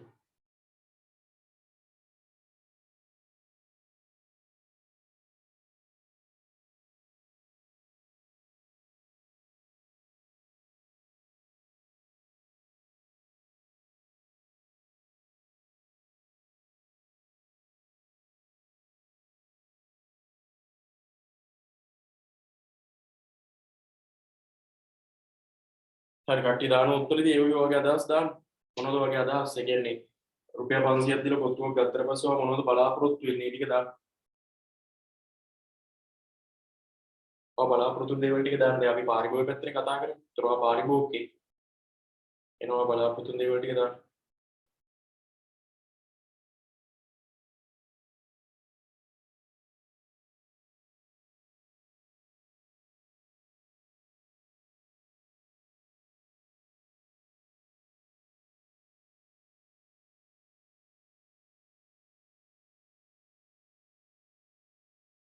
හරි බලමු කට්ටියගේ උත්තර මොනවද 500 ඕනේ කියලා. රස වෙන්න ඕනේ ප්‍රමාණවත් බව. ඒකේ උත්තර ටිකක් තියලා බලමු මොනවද මේ කට්ටිය දාලා තින්නේ කියලා. මුදලට සෑහෙන ප්‍රමාණයට තියෙන්න ඕනේ ප්‍රමාණය. ආහාර අවශ්‍යතාව සම්පූර්ණ කරන ප්‍රමාණය රස ගුණාත්මක ආහාර රස බඩගින්න නැති කරගන්න රස ඇති වෙන්න තියෙන්න ඕනේ රස වෙන්න ඕනේ. බඩගින්න නිවා ගන්න ගමන් හරියන්න රහ කෑම ප්‍රමාණයක් තියෙන එක රහට තියෙන්න ඕනේ කන්න පුළුවන් වෙන්න ඕනේ ගානට හරියන ප්‍රමාණය කොත්තු ටේස්ට් එක රුපියල් 500 ඇති වෙන්න කොත්තු තියෙනවද කියලා බලන්න ඕනේ. උදේට ප්‍රශ්නයක් නැති වෙන්න ඕන ඒක හොඳම එකක්. රෑ කොත්තු කෑම උදේට ප්‍රශ්නයක් නැති වෙන්න ඕනලු. හොඳ කොත්තුවක් වෙන්න ඕනලු. තරු තෘප්තිමත් වෙන්න ඕනේ. ප්‍රමාණය රස ගුණාත්මක බව. ඉතින් හොඳයි. හරි කට්ටිය අදහස් දාලා තියෙන මේවා තමයි ඉතින් ඔයා බලාපොරොත්තු වෙන්නේ. මටත් අවශ්‍යුනේ ඒකයි. හරි. ඔයා මොනවද බලාපොරොත්තු වෙන්නේ කියලා බලාගෙන. ඒ කියන්නේ පාරිභෝගික වශයෙන් අපි කොත්තුවක් ගන්නකොට රුපියල් 500ක් දීලා බලාපොරොත්තු වෙන දේවල් ළමයි දාලා තියෙන්නේ. හරි. අපල මොනවද අපි බලාපොරොත්තු වෙලා තියෙන්නේ? හරි. ඒකේ කියන රස ඕනේ. ගොඩක් අය කියන රස. එදාම රස තියෙන්න ඕනේ. පරිරස ප්‍රමාණය තියෙන්න ඕනේ. හරි. ගොඩක් අය ගුණාත්මක බව වෙන දාලා තිබ්බා. ඒක ගුණාත්මක බව කියන එක වෙන විදිහට කියලා තිබ්බා. ඒක උදේට ප්‍රශ්නයක් වෙන්නත් බෑ කියලා. හරි. ගුණාත්මක බව. හරි ඊට පස්සේ තව සමහර අය දාලා තිබ්බා මේ චිකන් තියෙන්න ඕනේ කියලා. ඒක හොඳද? ඒකේ අදහස් ඉදි ළමයි. හරි. ඒතකොට ඒ වගේ අපි ගත්තම ඔයා පරිභෝජනයක් කරනකොට එනං බලන්න මේ ප්‍රායෝගිකයි. හරි මේ ප්‍රායෝගිකව ඔයාට කරන්න වෙන දේවල්. හරි. ඒ පරිභෝජනයක් කරනකොට ඔයා බලනවා මේ 500 කොත්තුවේ මේව තියෙනවා. හරි. ඒ කියන්නේ ඔයා බලාපොරොත්තු වෙන දේවල් ටික මේ කිව්වේ. හරි. මම දාපු ටිකක් නෙමෙයි. ඉතින් එතකොට එහෙනම් මේ 500 කොත්තුව කාලා මේ දේවල් ටික ඔයාට ලැබුණ නැත්නම් ඔයා ආයි දවසක ඒ කොත්තු කඩේට යන්නේ. හරි 500ක් දීලා කොත්තුව කාලා ඔයා මේ බලාපොරොත්තු වෙච්ච දේවල් ටික ඔයාට ලැබුණ නැත්නම් ඔයා ආයි දවසක මේ කොත්තු කඩේට යන්නේ. හරි. අන්න එහෙම පාරිභෝගිකයෙක් ගැන තමයි අපි කතා කරන්නේ. ඒක මම කියනවා ඒ වගේ පාරිභෝගිකෙක්ට තාර්කික පාරිභෝගිකයෙක් කියලා. හරි දැන් මේ කොත්තු කඩේට ගිහිල්ලා කොත්තු කෑවට පස්සේ මේ රස ප්‍රමාණය ගුණාත්මක බව චිකන් මේ දේවල් ටික ඔයාගාව නැත්නම් ලැබුණ නැත්නම් ඔයා කවදාවත් ආයි මේ කඩේට යන්නේ. හරි ඒ 500 කුත් දීලා නෑ. හරි. ඒ කියන්නේ පාරිභෝගිකයෙක් හැමදේම බලාපොරොත්තු වෙනවා. සල්ලි දීලා දෙයක් ගන්නකොට හරි සල්ලි දීලා කොත්තු ගත්තේ හරි ඒතර සල්ලි දීලා කොත්තු ගන්නකොට යම් කිසි දේවල් ටිකක් බලාපොරොත්තු වෙනවා මේක තුල තියෙයි කියලා. ඒ දේවල් ටික ලැබෙනවා නම් ඒ පරිභෝජනය අපි දිගින් දිගට කරනවා. ඔබ සමහරවුන් ඉන්නදී ළඟ තියෙන කඩේ මොන ජරාව දුන්න අරන් කනවා එහෙම පාරිභෝගික ගැන අපි කතා කරන්නේ. හරි අපි ආර්ථික විද්‍යාවේදී මේ කතා කරන පාරිභෝගිකය ඇවිල්ලා කෙලින්ම තාර්කික පාරිභෝගිකය. හරි එතකොට ඒගොල්ලෝ බලනවා තාර්ක කරලා මේ 500ක් වේදම් කරාට පස්සේ මේ දේවල් ටික ලැබෙනවද නැත්නම් ලැබෙන්නේ නැත්නම් අපි ඒ කඩේට යන්න ඕනේ නැහැ නේද? මොකද තව ඕන තරම් ඔප්ෂන් තියෙනවා කොත්තු කඩේ එකයි තියෙන්නේ. හරි. ඉතින් එහෙනම් අපි මොකද කරන්නේ? මේ ප්‍රතිලාභ ටික ලැබෙන්නේ නැත්නම් අපි වෙන තීරණයකට යනවා. හරිද? අපි මේවට කියනවා අර නිෂ්පාදකීය ආර්ථික පිරිවෙන බැලුවගේ මේකට අපි කියනවා ආර්ථික ප්‍රතිලාභ. හරි නිෂ්පාදකීය ආර්ථික පිරිවෙන බැලුවගේ අපි කියනවා පාරිභෝගික වශයෙන් ආර්ථික ප්‍රතිලාභ බලන්න. ආර්ථික ප්‍රතිලාභය කියන්නේ තමන් පරිභෝජනයේදී ලබා ගන්න ප්‍රතිලාභ. මේකට අපි ඉංග්‍රීසි වලින් කියනවා marginal benefits. ආර්ථික ප්‍රතිලාභ MB. හරි. ආර්ථික ප්‍රතිලාභ කියලා සිංහලෙන් කියනවා ඉංග්‍රීසි වලින් කියනවා MB කියලා. marginal benefits අපේ සංකේත පොඩ්ඩක් මතක තියාගන්න ඕන. හරි.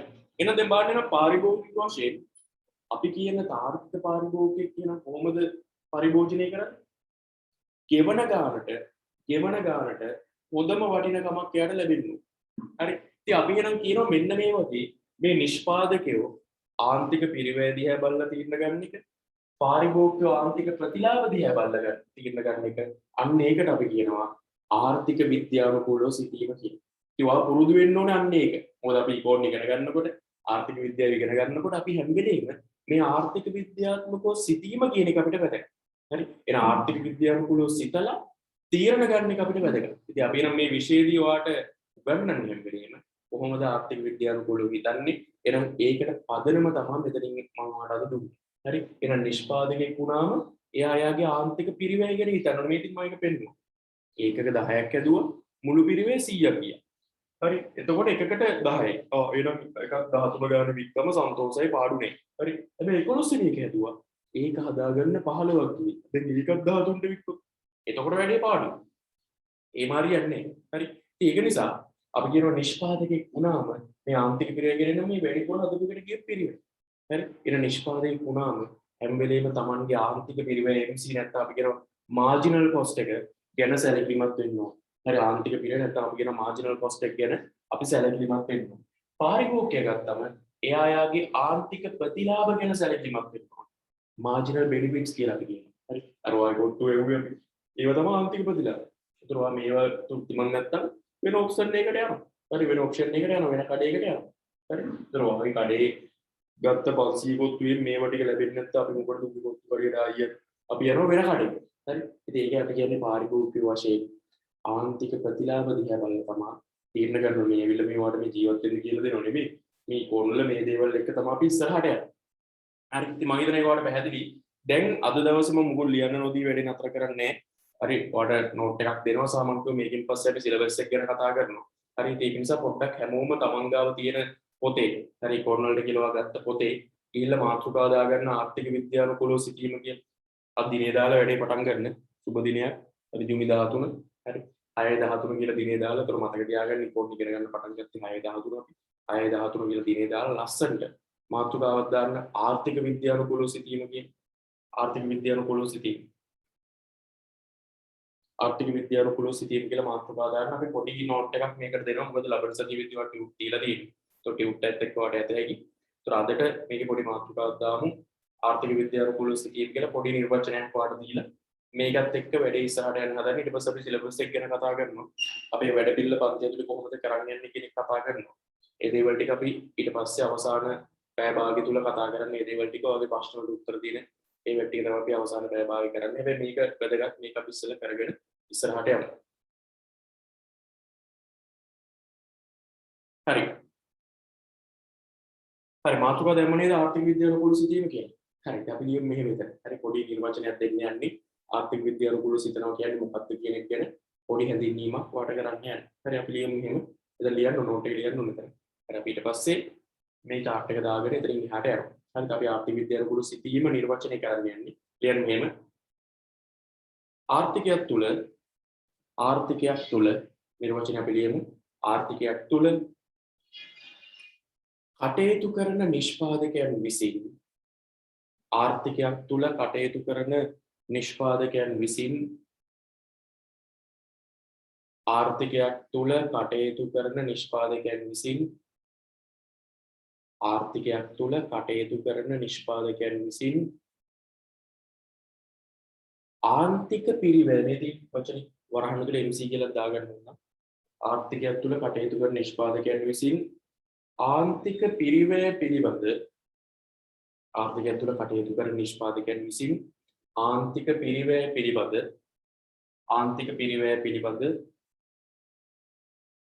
ආන්තික පිරිවැය පිළිබඳ සැලකිලිමත් වෙමින් ආර්ථිකය තුළ කටයුතු කරන නිෂ්පාදකයන් විසින් ආන්තික පිරිවැය අපි කියව මාර්ජිනල් කොස්ට් එක MC පිළිබඳ සැලකිලිමත් වෙමින් තීරණ ගැනීමත්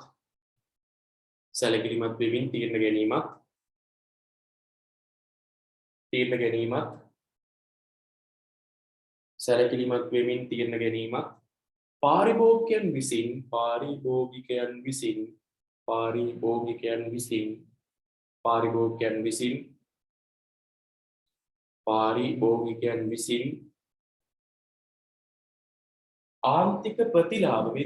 පාරිභෝගිකයන් විසින් ආන්තික ප්‍රතිලාභ පිළිබඳ සැලකිලිමත් වෙමින් තීරණ ගැනීමත් පාරිභෝගිකයන් විසින් ආන්තික ප්‍රතිලාභ පිළිබඳ සැලකිලිමත් වෙමින් තීරණ ගැනීමත් පාරිභෝගිකයන් විසින් ආන්තික ප්‍රතිලාභ පිළිබඳ සැලකිලිමත් වෙමින් තීරණ ගැනීමත් පාරිභෝගිකයන් විසින් ආන්තික ප්‍රතිලාභ පිළිබඳ සැලකිලිමත් වෙමින් තීරණ ගැනීමත් පාරිභෝගිකයන් විසින් ආන්තික ප්‍රතිලාභ පිළිබඳ සැලකිලිමත් වෙමින් තීරණ ගැනීමත්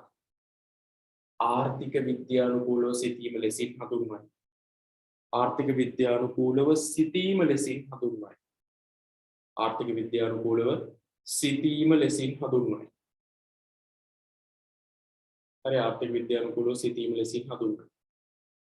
හරි දැන් මෙන්න මේ chart එක අපි ලස්සනට දාගමු. එතකොට මේක මේ තේරුම් ගන්න ඕනේ මේක මේ 13ට වික්කොත් මෙයාට පාඩුයි. හරි. එතකොට මේක තව පොඩි දෙයක් වඩ කියලා දෙනවා. ඉස්සෙල්ලා මේක චුට්ටක් බලන්න. මෙන්න මේ MC හොයනකොට අපිට පුළුවන් පොඩි සූත්‍රයක් පාවිච්චි කරන්න මේක. හරි. මේ සූත්‍රය නිකම් මතක තියාගන්න ඉස්සරහට ඕනේ අපිට. මේ MC හොයනකොට මම දාන්න මෙන්න මේ සූත්‍රය. MC සමාන MC කියන්නේ මාර්ජිනල් කොස්ට් එක ආන්තික පිරිවැය. ඒක හොයන්න මේ ඩෙල්ටා කියන්නේ වෙනස කියන එක නෝ ගන්න මේක. ඩෙල්ටා TC ගේ TC ගේ වෙනස වෙන්නේ. ඒක අපි බෙදනවා Q ගේ නැත්නම් quantity ගේ වෙනස. දැන් TC ගේ වෙනස ගත්තොත් ඩෙල්ටා TC ගේ TC ගේ වෙනස 15යි Q ගේ වෙනස 1යි. දිනා ආන්තික පිරිවැය 15. හරි. ඒතර ආන්තික පිරිවැය 15 වෙනකොට මේක අපි රුපියල් 13ට වික්කොත් ලාභයි. හරි. මේ සෝරි මේ 10 දිනකොට 13ට වික්කොත් ලාභයි. හැබැයි ආන්තික පිරිවැය 15 වෙනකොට මේක 13ට වික්කොත් එහෙම වැඩි පාඩු. හරි. මේකත් අපි 13ට වික්කොත් එහෙම වැඩි පාඩුයි. ඒක පොඩ්ඩක් පෙන්නන්න ඕනේ කතරයක් දාලා එතන මේක පාඩුයි කියලා වැඩි. හරි. එහෙම කරොත් පාඩුයි. එහෙම නොවෙන්න තීරණයක් ගන්න එක තමයි නිෂ්පාදකය කරන්න ඕනේ. ඒ කියන්නේ එකක දැන් ඒක 10ක් හදනකොට මුළු පිරිවැය 100ක් තිබ්බනේ. ඒතර එකක පිරිවැය 10යි. ඒක 13ට වික්කට අවුලක් නෑ. හරි. හැබැයි ආන්තික පිරිවැය 15 වෙච්ච එකත් 13ට වික්කොත් වැඩි පාඩුයි. මම ඉන්නේ පොඩි කතරයක් දාලා පෙන්නලා තියෙනවා. හරි. මේ chart එක ලස්සනට දාගමු කට්ටිය. chart එක ලස්සනට කට්ටියම දාගමු. පිටිපස්ස සිලබස් එක ගැන කතා කරනවා. වැඩ පිළිවෙල යන විදිය, පොත් ගන්න ඕන විදිය. මේ දේවල් ටික පන්ති අන්තිම කොටසදී අපි සාකච්ඡා කරනවා. ඉතින් මේක ලස්සනට හැමෝම දාගමු. පොතේ ලස්සනට දාගන්න උදාහරණයක් විදියට ආර්ථික විද්‍යාත්මකව සිටීමට අදාළව.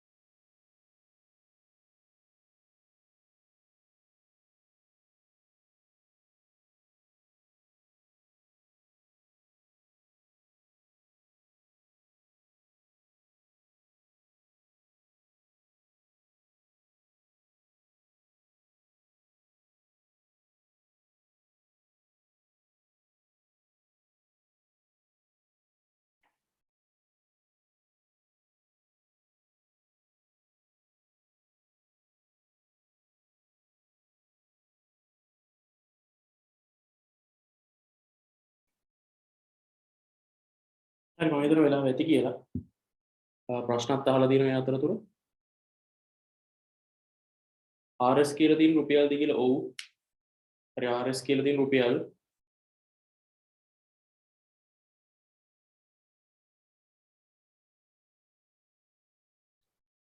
ආයෙ කියන්න කියලා දාලා තියෙනවා මේක මේ කලින් මොකක්ද මිස්සුනාද? මම කිව්වේ දැන් මේකේ ආර්ථික විද්‍යාව සිටීම අපි කතා කරා නිෂ්පාදකයන් විසින් ඒ කියන්නේ ආර්ථිකය තුළ කටයුතු කරන නිෂ්පාදකයන් විසින් ආන්තික පිරිවැය පිළිබඳ සැලකිලිමත් වෙමින් තීරණ ගැනීමත් පාරිභෝගිකයන් විසින් ආන්තික ප්‍රතිලාභ පිළිබඳ සැලකිලිමත් වෙමින් තීරණ ගැනීමත් ආර්ථික විද්‍යාත්මක සිටීම කියලා අපි කතා කරා. හරි මේක වීඩියෝ එක දෙන්න මොනවාරි මිස් වුණා නම් එකකින් ආයෙ බලන්න. Q කියන්නේ quantity එක. Q කියන්නේ මොකක්ද කියලා දැන් quantity නැත්තම් නිමුම් ප්‍රමාණය කියලා තියෙනවා. ඒක ඕන නිමුම් ප්‍රමාණය කියලා වරන්න තුරු දාගන්න. TC කියන්නේ total cost එක මුළු පිරිවැය. MC කියන්නේ marginal cost එක ආන්තික පිරිවැය. හරි. එතකොට delta TC කියන්නේ TC ගේ වෙනස. delta Q කියන්නේ Q ගේ වෙනස. Q කියන්නේ නිමුම නැත්තම් හදපු ගාන. හරි. මම හිතනවා වෙලාව ඇති කියලා අපි යමු දැන් විෂය නිර්දේශය සහ ඒ දේවල් ටික කතා කරලා අපේ වැඩ ටික කොහොමද ඉස්සරහට යන්නේ පොත් මොනවද ගන්න ඕනේ ඒ දේවල් ටික ගැන පැහැදිලි කරන්න මොකද අත්‍යවශ්‍ය වැඩ කටයුත්තකට දැන් අපි යන්නේ ලෑස්ති වෙන්න පන්තියේ ආර්ථිකද ආන්තිකද අනවා ආන්තික කියන්නේ වෙනස කියන එක ආර්ථික නෙමෙයි ආන්තික මම ඒක ලියලා තියෙනවා පොත් එකේ ආන්තික රයන නෙමෙයි තියෙන්නේ හරි මම හිතන වෙලාව ඇති කියලා මේකට අද මේක චුට්ටක් මේ සතියේ ඉන්න ගමන් බලාගන්න. ඔයාලට ඉකොනොමි ඇග්‍රි ජියෝග්‍රැෆි කරොත් කැම්පස් ඩිග්‍රීස් තියෙනවා ජාබ් වලින් යන්න ඕන. කලා විෂය ධාරා වලින් යන්න ඕන. ජියෝග්‍රැෆි වලට හොඳ සෙට් කෝ එකක් තියෙනවා. ඉකොනොමි වලට හොඳ සෙට් කෝ එකක් තියෙනවා. ඒ වගේ කැම්පස් වල ලේසි හොඳ ප්‍රතිඵලයක් ගන්න. හරි ආර්ට් කරමු ළමයිකින් ආදී මේ පාඩමේ මාතෘකාව මොකක්ද අහනවා ඒ ආර්ථිකයක් හැඳින්වීම ටියුට් එක වට දෙනවා මේ පළවෙනි පාඩමේ හැඳින්වීමක් කරන්නේ අපි පාඩමේ මාතෘකාව ආර්ථිකයක් හැඳින්වීම මම ඒක පෙන්නන්නම් ඔයාලට දැන් සිලබස් එක මේ අද නිකන් ඔයාලට මේ ආර්ථික විද්‍යාව කුළු සිතීම කියන්නේ මොකක්ද කියලා කියලා දුන්නු මොකද ටියුට් එක දීලා නැති නිසා හරි මේක චුට්ටක් හැබැයි මේ සතියේ ප්‍රැක්ටිස් කරන්න මොකක්ද මේ කිව්වේ කියලා හරි අපි යමු එහෙනම් මෙන්න මෙතන විෂය නිර්දේශය ගැන අපි කතා කරන්නේ හරි ඉතින් මම හිතනවා BS වල සෙට් කෝ එක කොහොමද දානවා BS වල සෙට් කෝ එක දැන් හොඳයි ඉස්සරට වඩා සෙට් කෝ එක තියෙනවා BS වල ඉස්සරට වඩා හරි මේක මේ මයිගඩස් ආයතනයේ BS පන්ති කරන්නේ මම ඒක මම දැනුවත් කරන්න මේ සතියේ එක පටන් ගන්නවා BS online class එක දැනුවත් කරන්න මේක හරි ඉතින් අපි ඒකෙදි බිස්නස් ගැන කතා කරමු මේක ඇවිල්ලා අපි ආර්ථික ගැන කතා කරන පන්තියේ බිස්නස් ගැන ඉගෙන ගන්න BS පන්තියේ සම්බන්ධ වෙන්න පුළුවන් වුණා. හරි. අපි බලමු මේකේ විෂය නිර්දේශ මොනවද තියෙන්නේ. BS වලදී සෙට් වැඩි ඉකෝන් දාන ඉකෝන්. කොමර්ස් කරලා IT දන්නේ නැතුණම අවුලක් නැත්නම් IT තියෙනවා කැම්පස් එකේ ඉගෙන ගන්න. ඉතින් අපි මම උත්තර දෙන්නම් ඒවට අපි ඉස්සර මේ කතා කරමු අපි ඊට පස්සේ මේ වැඩේ පස්සේ මම ප්‍රශ්න අහන්න කියලා කියන්න. හරි. බලන්න මේ 12 වසරේ අපිට සිලබස් එකේ තියෙනවා පාඩම් 6ක්. හරි. දැන් මේ වචන වලට බය වෙන්න එපා. බලන්න මුලින්ම තියෙනවා ආර්ථික පද්ධතියක මූලික ආර්ථික ප්‍රශ්න සහ ඒවා විසඳගන්න විකල්ප ක්‍රම තුලනාත්මක විග්‍රහ කරගෙන අපි ඔකට කියන ආර්ථිකයක් හැඳින්වීම කියලා. හරි. තර පළවෙනි පාඩමෙන් තනි කරන්නේ ආර්ථිකයක් හැඳින්වීමේ තුර අපි ඒකෙන් තමයි වැඩේ පටන් ගන්න. දැන් මේ අද වැඩේ පටන් ගත්තේ ඒකෙන් ආර්ථික විද්‍යානුකූලව හිතන්නේ කොහොමද කියලා දීලා පළවෙනි පාඩයෙන් තමයි අපි වැඩේ පටන් ගන්නේ. දෙවෙනි එක ඉල්ලුම සැපයුම නම්‍යතාව වෙළඳපොළ සමතුලිතය කියන පාරිභෝගික ඉල්ලන සපයන විදිය ඒ දේවල් කතා කරනවා. තුන්වෙනි එකේ මේක අපි අර ඔය රාජ්‍ය ඔය මේ දවස්වල ඇහෙන්නේ පාලන මිල ගැන. හරි. වෙළඳපොළ රජයේ මෙදිහත් කරන ආකාරය විමර්ශනය කරනගෙන පාලන මිල, ඔය උපරිම මිල දාන ඒවා, අවම මිල දාන ඒවා, බදු පනවන ඒවා, සහන ආධාර දෙන ඒවා, ඔය රජය කරන දේවල් ටිකදී. ඒතර ඒව තමයි මේ තුන්වෙනි පාඩමේ කතා කරන්නේ. හරි. හතරවෙනි එක බලන්න වෙළඳපොළ තුල නිෂ්පාදන ආයතනය තාර්කිකව ඇසිරෙන ආකාරය. කියන්නේ මේ වෙළඳපොළක් ඇතුලේ නිෂ්පාදන ආයතනය තමන්ගේ නිෂ්පාදනය කරනකොට පිරිවැය ඇති වෙන හැටි. හරි. එයාගේ නිෂ්පාදන පිරිවැය ඇති වෙන විදිය, ඒ පිරිවැය ගණනය කරන හැටි තමයි අපි හතරවෙනි පාඩමේ ඉගෙන ගන්න. හරි. පස්වෙනි පාඩමේ සාරව ආර්ථික ක්‍රියාකාරීත්වය සැලකිලිකට මේ ජාතික කියනවා. හරි කියලා මේ accounts වගේ කියන්නේ එක් සමීකරණ ටිකක් තියෙනවා. ඒතොර රට ඇතුලේ දල දේශීය නිෂ්පාදනය, දල ජාතික නිෂ්පාදනය, මේ වගේ නිෂ්පාදනය අපි ගණනය කිරීමක් කරනවා. ඒක තමයි හතරවෙනි පාඩම. පස්වෙනි පාඩමෙන් කරන්නේ 12 වසරේ. 12 වසරේ අන්තිම පාඩම සාර්ව ආර්ථිකය සමතුලිතය කියන ආර්ථිකය සමතුලිත වෙන තත්ත්වයේ ගෙන ආදායම සහ වියදම දෙක සමාන වෙන මට්ටම අපි කතා කරනවා. ඉතින් මේ පාඩම් 6 තමයි අපිට 12 අවසරෙන් තියෙන්නේ. එතකොට මේ 12 අවසරේ පාඩම් 6න් A level paper එකට ඔයාලට ලැබෙනවා ප්‍රශ්න 5ක්. හරි A level second paper එක ගත්තොත් මේ 12 අවසරේ පාඩම් 6න් ඔයාලට ලැබෙනවා ප්‍රශ්න 5ක්. හරි ඒකෙන් පළවෙනි පාඩමෙන් පළවෙනි ප්‍රශ්නේ, දෙවෙනි පාඩමෙන් දෙවෙනි ප්‍රශ්නේ, තුන්වෙනි පාඩමෙන් තුන්වෙනි ප්‍රශ්නේ, හතරවෙනි එකෙන් හතරවෙනි ප්‍රශ්නේ, 5 6 පාඩම් දෙක එකතු වෙලා ඔයාලට එක ප්‍රශ්නයක් ලැබෙනවා. හරි 5 6 පාඩම් දෙකෙන්ම එක ප්‍රශ්නයක් ලැබෙනවා.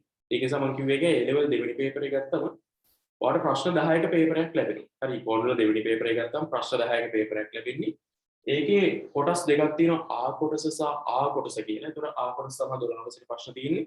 ඒකේ මෙන්න මේ පළවෙනි පාඩම් හතරෙන් අපිට ප්‍රශ්න හතරක් ලැබෙනවා. ඉතින් මේ 5 6 පාඩම් දෙක එකතු වෙලා එක ප්‍රශ්නයක් විදිහට ප්‍රශ්න පහක් දෙනවා. හරි කියන්නේ 12 අවසරෙන් ප්‍රශ්න පහක් A level paper එකේ second paper එකේ ලැබෙනවා. මොකද first එක තනිකර MCQ 50ක් තියෙන. ඉරිගහන ප්‍රශ්න 50ක් වඩ තියෙන. second paper එකේ මෙන්න මේ පාඩම් 6න් ඔයාලට ප්‍රශ්න පහක් එකෙන් පළවෙනි පාඩම් 4න් ප්‍රශ්න 4යි ඉතුරු පාඩම් දෙකෙන් ප්‍රශ්නයේ විදිහට ප්‍රශ්න පහක් ඔයාලට ලැබෙනවා. ඒ පහෙන් අපි අවම දෙකක් ඉතින් ගොඩක් අය කරන්නේ තුනක් තෝරගන්නවා. මොකද ප්‍රශ්න පහකට අපි ඉගෙන ඉල පේපරේ ප්‍රශ්න 10න් ඔයාලට පහකට උත්තර ලියන්න තියෙන්නේ. ඉතින් ගොඩක් අය මේ 12 වසරේ පාඩම් ලේසි නිසා 12 වසරෙන් ප්‍රශ්න තුනක් තෝරගන්නවා. අඩුම දෙකක්වත් කරන්න. හරි. ඊට පස්සේ මේ 13 වසරේ නිර්දේශයක් බලමු. 13 වසරේ ඒ වගේම පාඩම් 6ක් වඩ තියෙනවා. බලමු මොනවද තියෙන්නේ කියලා. 13 වසරේ ඉතින් ඒකෙත් පාඩම් 6ක් තියෙනවා. ඒ පාඩම් 6 ප්‍රශ්න 5ක් වඩ ලැබෙනවා. බලන්න මුලින්ම තියෙනවා.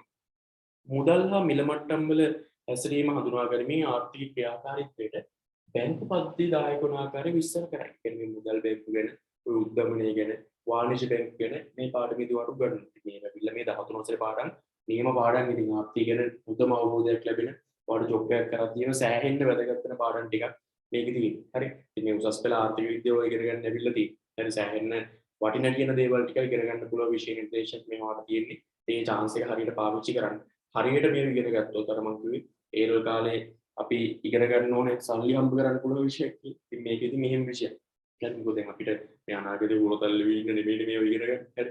අනිවාර්යෙන් සල්ලි හම්බ කරන්න ඕනේ. නැත්නම් ජීවත් වෙන්න කොහොමද අපිට ප්‍රශ්න තියෙනවා විසඳ ගන්න ඕනේ. ඒ වෙලවින් පාවිච්චි කරන්න පුළුවන් විෂයක් මේක. හරි විෂය මේ ඇවිල්ලා 7 8 වෙනි පාඩම සාර්වාර්ථික අරමුණු ළඟා කරගෙන රාජ්‍ය මැදිහත් වෙන ආකාරය කියන රාජ්‍යාත්මික ආර්ථිකය තුළ කොහොමද රජයේ මැදිහත් වෙන්නේ රජයේ මැදිහත් වෙලා තීරණ ගන්න කොහොමද බදු පැනවීම සම්බන්ධයෙන් ඉතින් ඒ තීරි ටිකක් මේ පාඩමේදී කතා කරනවා. ඉතින් විදේශ වෙළඳාම ගැන තියෙනවා. ඊට පස්සේ 9 වෙනි පාඩේ විදේශ වෙළඳාම ගැන කතා කරනවා. ආනයන අපනයන අන්තර්ජාතික වෙළඳාම ගැන සම්පූර්ණයෙන් මේක උගන්වනවා. ඊට අපි 10 වෙනි පාඩම ගත්තොත් මේකේ විදේශ මූල්‍ය සහ විනිමය අනුපාතික රුපියල ඩොලර් එක 380 වගේ විනිමය අනුපාතික හැදෙන හැටි. ඒ දේවල් ගැන අපි කතා කරනවා මේ 10 වෙනි පාඩමේ. විදේශ මූල්‍ය සහ ශ්‍රී ලංකා ආර්ථික කියලා දී මේ සංවර්ධනයේ විවිධත්ව විග්‍රහ කරමින් තිරසාර සංවර්ධනය කියන්නේ රටක් තිරසාර සංවර්ධනයට යන්නේ කොහොමද කියන එක අපි 11 වෙනි පාඩමෙන් කතා කරනවා.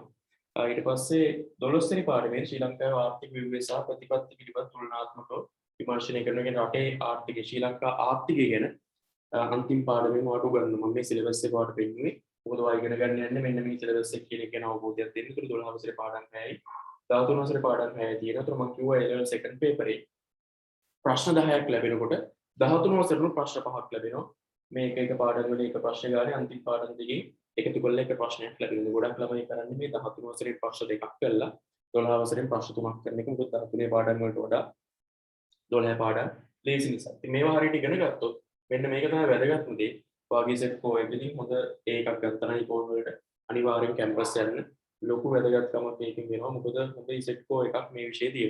හරි කැම්පස් යන්න වට සෑහෙන්න වැදගත් වෙනවා. ඉතින් හොඳ ඊපෝන් වලට හොඳ එකක් ගත්තා නම් අනිවාර්යෙන් මේක පැහැදිලි වාට chance එකක් කැම්පස් එකේ සිලෙක්ට් වෙන්න තියෙනවා. සමහර ළමයි ඉන්නවා ඒ දෙකයි BA කැම්පස් යනවා හොඳ ඊපෝන් එකක් තිබෙත්. හරි ඒ වගේ තියෙනවා. ඒ වගේ ඉතින් මේකේ සෙට් කෝ එක සෑහෙන්න වැඩි විෂයක්. ඒකයි හරියට ඉගෙන ගන්න කියන්නේ. ඒතකොට හරියට මුලින්දලා ඉගෙන ගත්තා නම් කිසි කරදරයක් නැතුව වාගේ වැඩ ටික කරගන්න පුළුවන්. ඒ වෙනුවෙන් තමයි මුලින්දලා මේ තීරි පන්ති අමතරව පේපර් ක්ලාස් එක පටන් ගන්න. මොකද ඒක මුලින්දලා මාව පේපර් එක පුරු කරන්න යන්නේ. හරි මුලින්දම පේපර් එක පුරු කරන්න යන්නේ. ඒක වෙනුවෙන් තමයි පේපර් ක්ලාස් එක මුලින්දලා අපි ආරම්භ කරන්නේ. හරි ඒ ටික ඔළුවේ තියාගන්න. ඉතින් මෙන්න මේ ටික මම කියනවා සහ අපේ පොත් එක්ක කොහොමද වැඩේ යන විදිය කියන එක. ඒ වගේ මුළු ඔය පාඩම් 12ටම ටියුට් 12ක් එනවා. හරි ඊට පස්සේ අපි ඉතින් මේ ඔන්ලයින් සිස්ටම් පාවිච්චි කරලා වීඩියෝ දාලා ඉතින් ඒවත් එක්ක ස්ලයිඩ්ස් එක්ක ලස්සන ස්ලයිඩ් එක්ක මේ වැඩේ යනවාට හම්බෙන්නේ නැති වෙන්න වැඩේ කරනවා. හරි. ඊට පස්සේ සෑම අණු කොටසකම අපි මේ දැන් මේ පාඩමක් ගත්තා මේ පාඩම් ඇතුළේ දැන් පළවෙනි පාඩම කියලා ගන්නකො. ඒක ඇතුළේ අපි පාඩම බෙදා ගන්නවා කොටස් 5කට. ඒ කොටස් පහෙන් අපි ස්පොට් ටෙස්ට් කියලා දෙනවා 5ක් විතර. ඒ කියන්නේ පන්ති ඇතුලේ පැය කාලෙක විතර පොඩි පේපර් එකක්. හරි. ඒවටම ලකුණු දාගන්න එහෙම පේපර් එකක් අපි යනවා. ඒ වගේ පොඩි පොඩි කොටස් වලට පේපර්ස් කරනවා. ඊට පාඩම ඉවරුනාට පස්සේ ඒ පාඩමට අපි විශේෂ පේපර් එකක් කරනවා. හරි. ඒක රෑන්ක් කරන පේපර් එක රෑන්ක් එකක් දෙනවා වගේ. රෑන්ක් එක කීයද කියලා ඒ වගේ පේපර් එකක් කරනවා. පාඩමේදී පාඩම් දෙකක් ඉවරුනොත් පළවෙනි පාඩම් දෙකෙන් හතරවෙනි පේපර් එක තියෙන්නේ වගේ ඉස්සරහට යන්න පේපර්ස් ටික වැඩි වෙනවා පාඩම් ගන්න වැඩි වෙනවා. බලන්න ඊට පස්සේ කියන එක මේ තීරි පන්තිට සහභාගී වෙන සිසුන්ට නොමිලේ ලබා දෙන ප්‍රශ්න පත්‍ර පන්තියක් මතින් ඉගෙනගත් විෂය කරුණු භාවිතා කර ප්‍රශ්න වලට පිළිතුරු ලිවීම පුරු කරන ලබන දෙයක වැදගත්. හරි. කියනවා තීරි පන්තිට එනකොට අර පේපර් ක්ලාස් එකක් නොමිලේ ලැබෙනවා. ඒතර ඒකට ඇවිල්ලා ඔයා මේ තීරි පන්ති ඉගෙන ගන්න වැඩ ගැන කොහොමද ඒවෙන් අහන ප්‍රශ්න වලට උත්තර ලියන්න කියන එක ගැන ඔයාට අවබෝධයක් ගන්න දෙක තමයි මේකේ කතාවේදී මේවා මම අර දාන දෙකීමේදී කරා ඉතින් කැම්පස් ගැන අපි එදා කතා කරා. ඉතින් අද මම ඒක කතා කරන්න යන්නේ. මොකද ඊළඟට ඔයාලට කියන්න යන්නේ අපි මොනවද ගන්න ඕන පොත්. හරි. පොත් කියන්නේ දැන් මේ මෙතන මම මේ ඔයාලට කටින් කරන පොත් ගැන කතා කරන්නේ. ඔයාලට අවශ්‍ය නම් මේ පොත් ගන්න පුළුවන් ආර්ථික විද්‍යාව තියෙන විවිධ පොත්. හැබැයි නිකන් සල්ලි නාස්ති කරන්න එපා. මම කියන්නේ මේ වගේ වෙලාවක එහෙම සල්ලි නාස්ති කරන්න යන්න එපා. මොකද ඔයාලට අවශ්‍ය කරන හැමදේම අපි දෙනවා. හරි. ඒක නිසා සල්ලි ගොඩාක් తీරනවා නම් ගන්න කමන්නේ. නමුත් එහෙම නැත්නම් අම්මලා තාත්තලා කරදර කරන්න එපා. මේ පොත මේ පොත අරන් දෙන්න කියලා. එහෙම අවශ්‍යතාවක් නැහැ. මොකද මේ සිලබස් එක ඇතුලේ අපි ඉගෙන ගන්න ඕන දේවල් ටික ඔක්කොම ඔයාලට දෙනවා. හරි. එතකොට දැන් මම ඔයාලට කියනවා මෙතන අපි පොත් හතරක් අපි ගන්න ඕනේ. CR පොත් හතරක්. හරි. පිටු ගන්න ආදීනේ කරන්න. හරි. CR පොත් ඔයා හතරක් ගන්න ඕනේ. CR පොත් හතරක් ගන්න ඕනේ. මේ CR පොත් හතර ගන්නේ අපි වැඩ හතරකට. හරි. ඒ කියන්නේ ඔයාගේ ටියුට් එකට අමතරව ආ වැඩ හතරක් අපිට තියෙනවා පන්ති කරන්න. හරි ටියුට් එකට අමතරව. හරිද මේ වැඩ හතර මම පෙන්නන්නේ. ඉතින් මේ විදිහෙන් වාසේ පොත් හතරක් වගේ මේ පොඩි පොත් කෑලි ගන්න එපා CR පොත් ගන්න. හරි. ඔය නැත්නම් අපිට පස්තාරේ මදින්න තියෙනවා. ඒක නිසා අනිවාර්යෙන් හොඳ ලස්සනට වැඩේ කරන්න හොඳ CR පොත් තියෙනවා. හරි. මිනිතුවර පොඩි පොත් කෑලි ගන්න එපා අපරාධයි. හරි. මේ CR පොත් ගන්න. ඒක වැඩේ පටන් ගන්න. හරි. ඒතර මේක එක පොතක්. අපි පාවිච්චි කරනවා වගේ තීරි පොත විදියට. හරි. ඒක දානවා තීරි පොත කියලා නමක්. ඔයා මේ පොත් ටික නම් කරගත්තත් සමහරවිට ලස්සනට අරගෙන එකක් වගේ තීරි. හරි. ඒ තීරි පොත කියන්නේ අපි ටියුට් එකේ කරන වැඩ මොන හරි අමතර දෙයක් අමතර නෝට් එකක් එහෙම දෙරීම. දැන් අදෝවා ලිවි පොතක් ඒ පොත තීරි පොත විදිහට තියාගන්න. ඒතර වැඩි ලේසි. හරි. අදෝවා පොතේ ලිව්වනේ පොඩි නෝට් එක. ඒ පොත වගේ තීරි පොත විදිහට තියාගන්න. හරි. තව පොතක් අපිට තියෙනවා. ප්‍රශ්න පොත කියන එකක්. ඒ කියන්නේ හැම ටියුට් එකක පිටිපස්සේ අපි ප්‍රශ්න 100ක් 150ක් දෙනවා. ඒකේ අපි ඉදිරියදා කරන කොටස් වලට අදාළ ගෙදර වැඩවල ප්‍රශ්න දෙන්න. ඒ ප්‍රශ්න ටික ඔයා කරන්නේ ප්‍රශ්න පොතේ තීරි පොත ASCII ලියන්න එපා. හරි. ඊට පස්සේ තව පොතක් ඔයා තියෙනවා. මේක තමයි රිපීට් පොත. මේක තමයි වැදගත්. කියන්නේ මම මේ පන්ති කරන ඒවා සමහර අතර පොඩි පොඩි ගණන් ඒවා රිපීට් කරන්න ඔයාලට තියෙනවා රිපීට් පොත. මොකද අපි එකපාරක් කරා කියලා හැමදේම පුළුවන් වෙන්නේ නැහැ. හරි. ඒක නිසා ඒකට අපි එකිනෙකාට පිටු 160 ඇති කියලා ඒක ඔයාගේ තීරණය. 160ක් ගත්තා තවුලක් නැහැ. පිටු 80 පොත් හතරක් ගත්තා තවුලක් නැහැ. හරි. ඉතින් මේ වෙලාවේ ආර්ථික තත්ත්වය අනුව ඒක බලන්න. ගෙදරට ලොකුට කරදර ගන්න යන්න එපා කිව්වේ ඒකයි. පිටු 80 පොත් හතරක් ගත්තත් මට ප්‍රශ්නයක් නැහැ. හරි.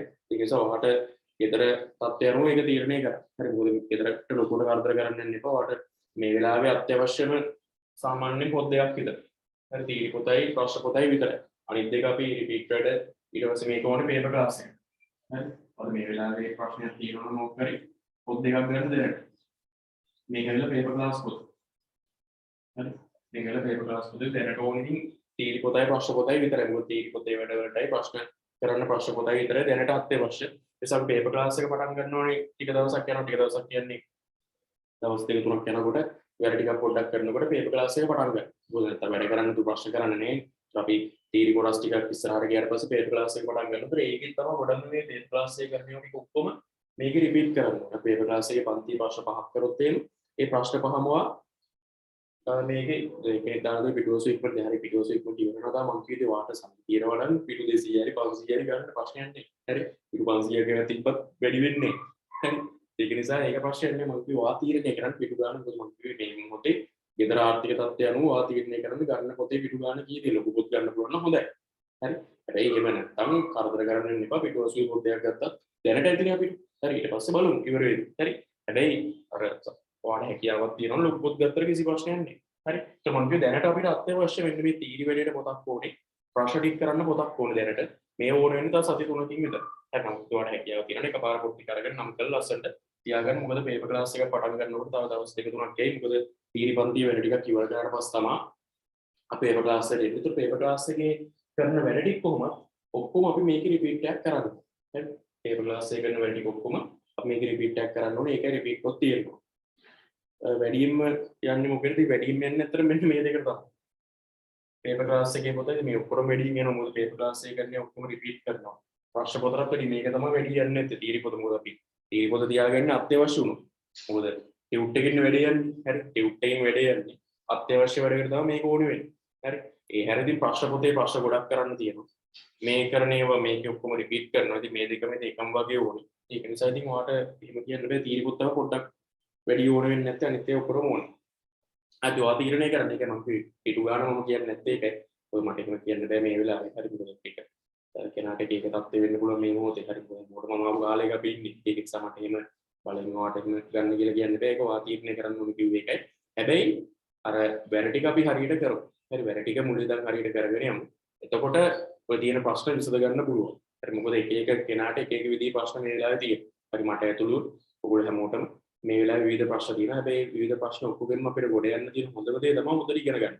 හරි හොඳට ඉගෙන ගත්තොත් වැඩි ප්‍රශ්නයක් නෑ. ඔයාට දෙයක් එතනින් එහාට කරගන්න පුළුවන්. ඒතර ඒක අම්මලා තාත්තලාට කරදරයක් නොවි. දැන් මේ කාලේ ඒගොල්ලෝ ඔයාට කරන උදව්වට ප්‍රතිඋපකාර දක්වන්නදී හරියට මුල ඉඳලා හරියට ඉගෙන ගන්න. වැඩි ඉගෙනගෙන වැඩි හරියට කරන්න මම කියවර ඒලල් කියන ආයෝජනයක් තියෙනවා. මේ කාලය ඇතුළේ අපි හිතමු ලක්ෂ 3ක් ආයෝජනය කරා කියලා මේ අවුරුදු ගානටම ක්ලාස් ෆීස් වලට පොත් වලට ඔක්කොට. ඒතර එතනින් එහාට ඔයා ඩිග්‍රී එකට සිලෙක්ට් වුණොත් කැම්පස් එකේ එකපාර ඔය ලක්ෂ 3 ලක්ෂ 15ක් 20ක් වෙන්න හම්බ කරා වගේ තමයි. හරි මොකද ඒ වගේ මුදලක් ඔයාට ප්‍රයිවට් කැම්පස් එකකට ඩිග්‍රියක් කරන්න ගියොත් යනවා. ඒක නිසා එහෙම කරගන්න නැතුව අර කරන ආයෝජනයේ රජයේ කැම්පස් එකෙන් වැඩ කරා. ඉතින් මුලින්දා වැටි කරන් යන්න අපේ පැත්තෙන් වෙන්න ඕන දේවල් ටික ඔක්කොම අපි කරලා දෙනවා. හරි ඔයාට මොන හරි ප්‍රශ්නයක් තිබ්බොත් ඕන්ලාග මට මෙසේජ් එකක් දාන්න.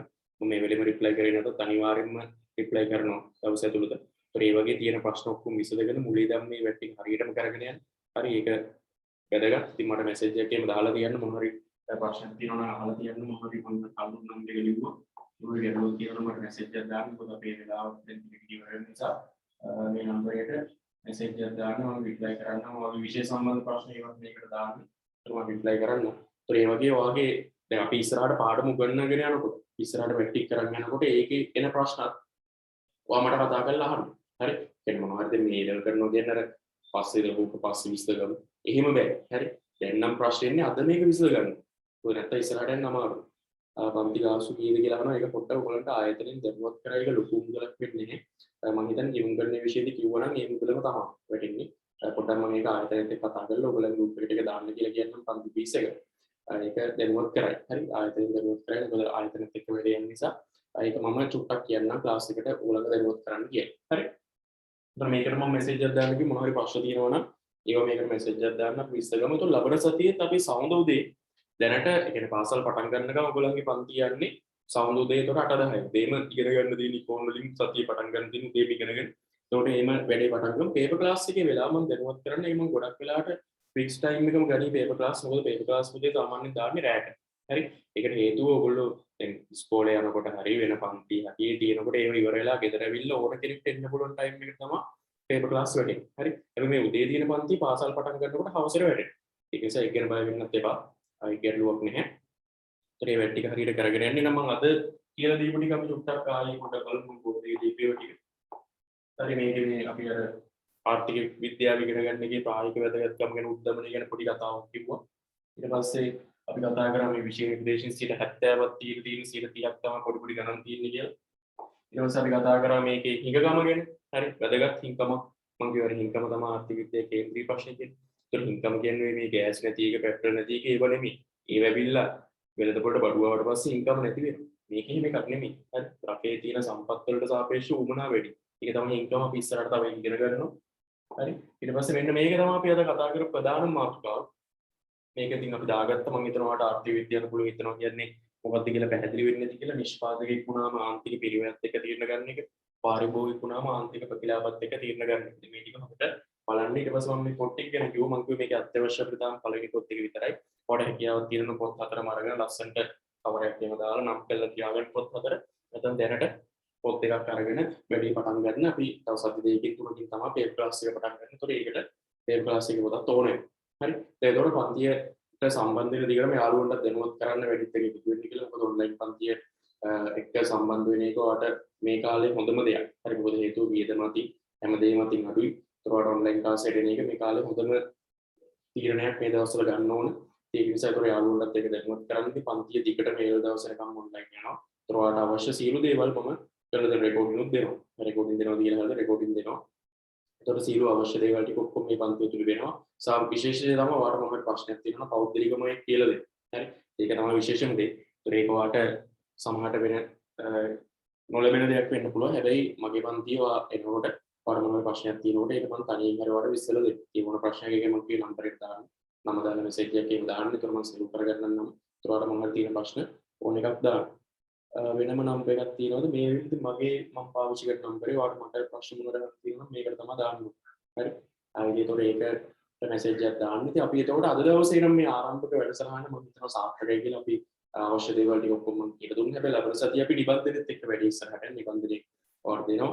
ඒතකොට ඒකත් එක තමයි වැඩි ඉස්සරහට යන්නේ. ඒතකොට අපි ලබන සතියේ තුර සමුදෝදේ 8ට නැවතත් හම්බ වෙනවා. හරි. ඊට කලින් BS පන්තිය තියෙනවා ඒක දැනුවත් කරන්න BS පන්තිය තියෙන දවස BS පන්තිය සම්බන්ධ ළමයි එකට සම්බන්ධ වෙන්න ඕනේ. ඒතකොට අපි අද වෙනම වැඩි අවසන් කරන්න යන්නේ මේ පොට්ටි කරගෙන ලස්සනට වැඩි ලෑස්ති වෙන්න සමහර මම කීප කාරණා ටික ඔළුවේ තියාගන්න හොඳට මොකද ඒවා හරි වැදගත්. හරි. විශේෂයෙන් මේ වගේ කාලයක අපි කරන්න ඕන දේ හරියටම කරන්න ඕන. මොකද නැත්නම් අපරාධ සල්ලි. හරි. ඒක තමයි ඇත්ත කතාව. ඉතින් මේ වගේ කාලයක අපි කරන්න ඕන දේ හරියටම කරන්න. මොකද ආඩුමත් ලීසි නෑ මේ කාලේ. ඒ කාලේ හරියට මේ වැඩේ කරලා අපි හරි ඒකෙන් ප්‍රතිලාභයක් ගන්න විදිහට වැඩේ කරලා ඒතර අනාගතේ හරියට හදාගන්න. ඒතර කිසිම කිසි ප්‍රශ්නයක් වෙන්නේ කාටවත් නෙවෙන්නේ නැතුව ජීවත් වෙන්න පුළුවන්. අපි එන අදට වැඩේ අවසන් කරන්න ලෑස්ති වෙන්නේ. ඒතර ලබන සමුද තමයි ආයි ඉකොන් පන්තියේදී. ඒතර ඊට කලින් BS පන්තියේදී නම් ඒක දැනුවත් කරන්න.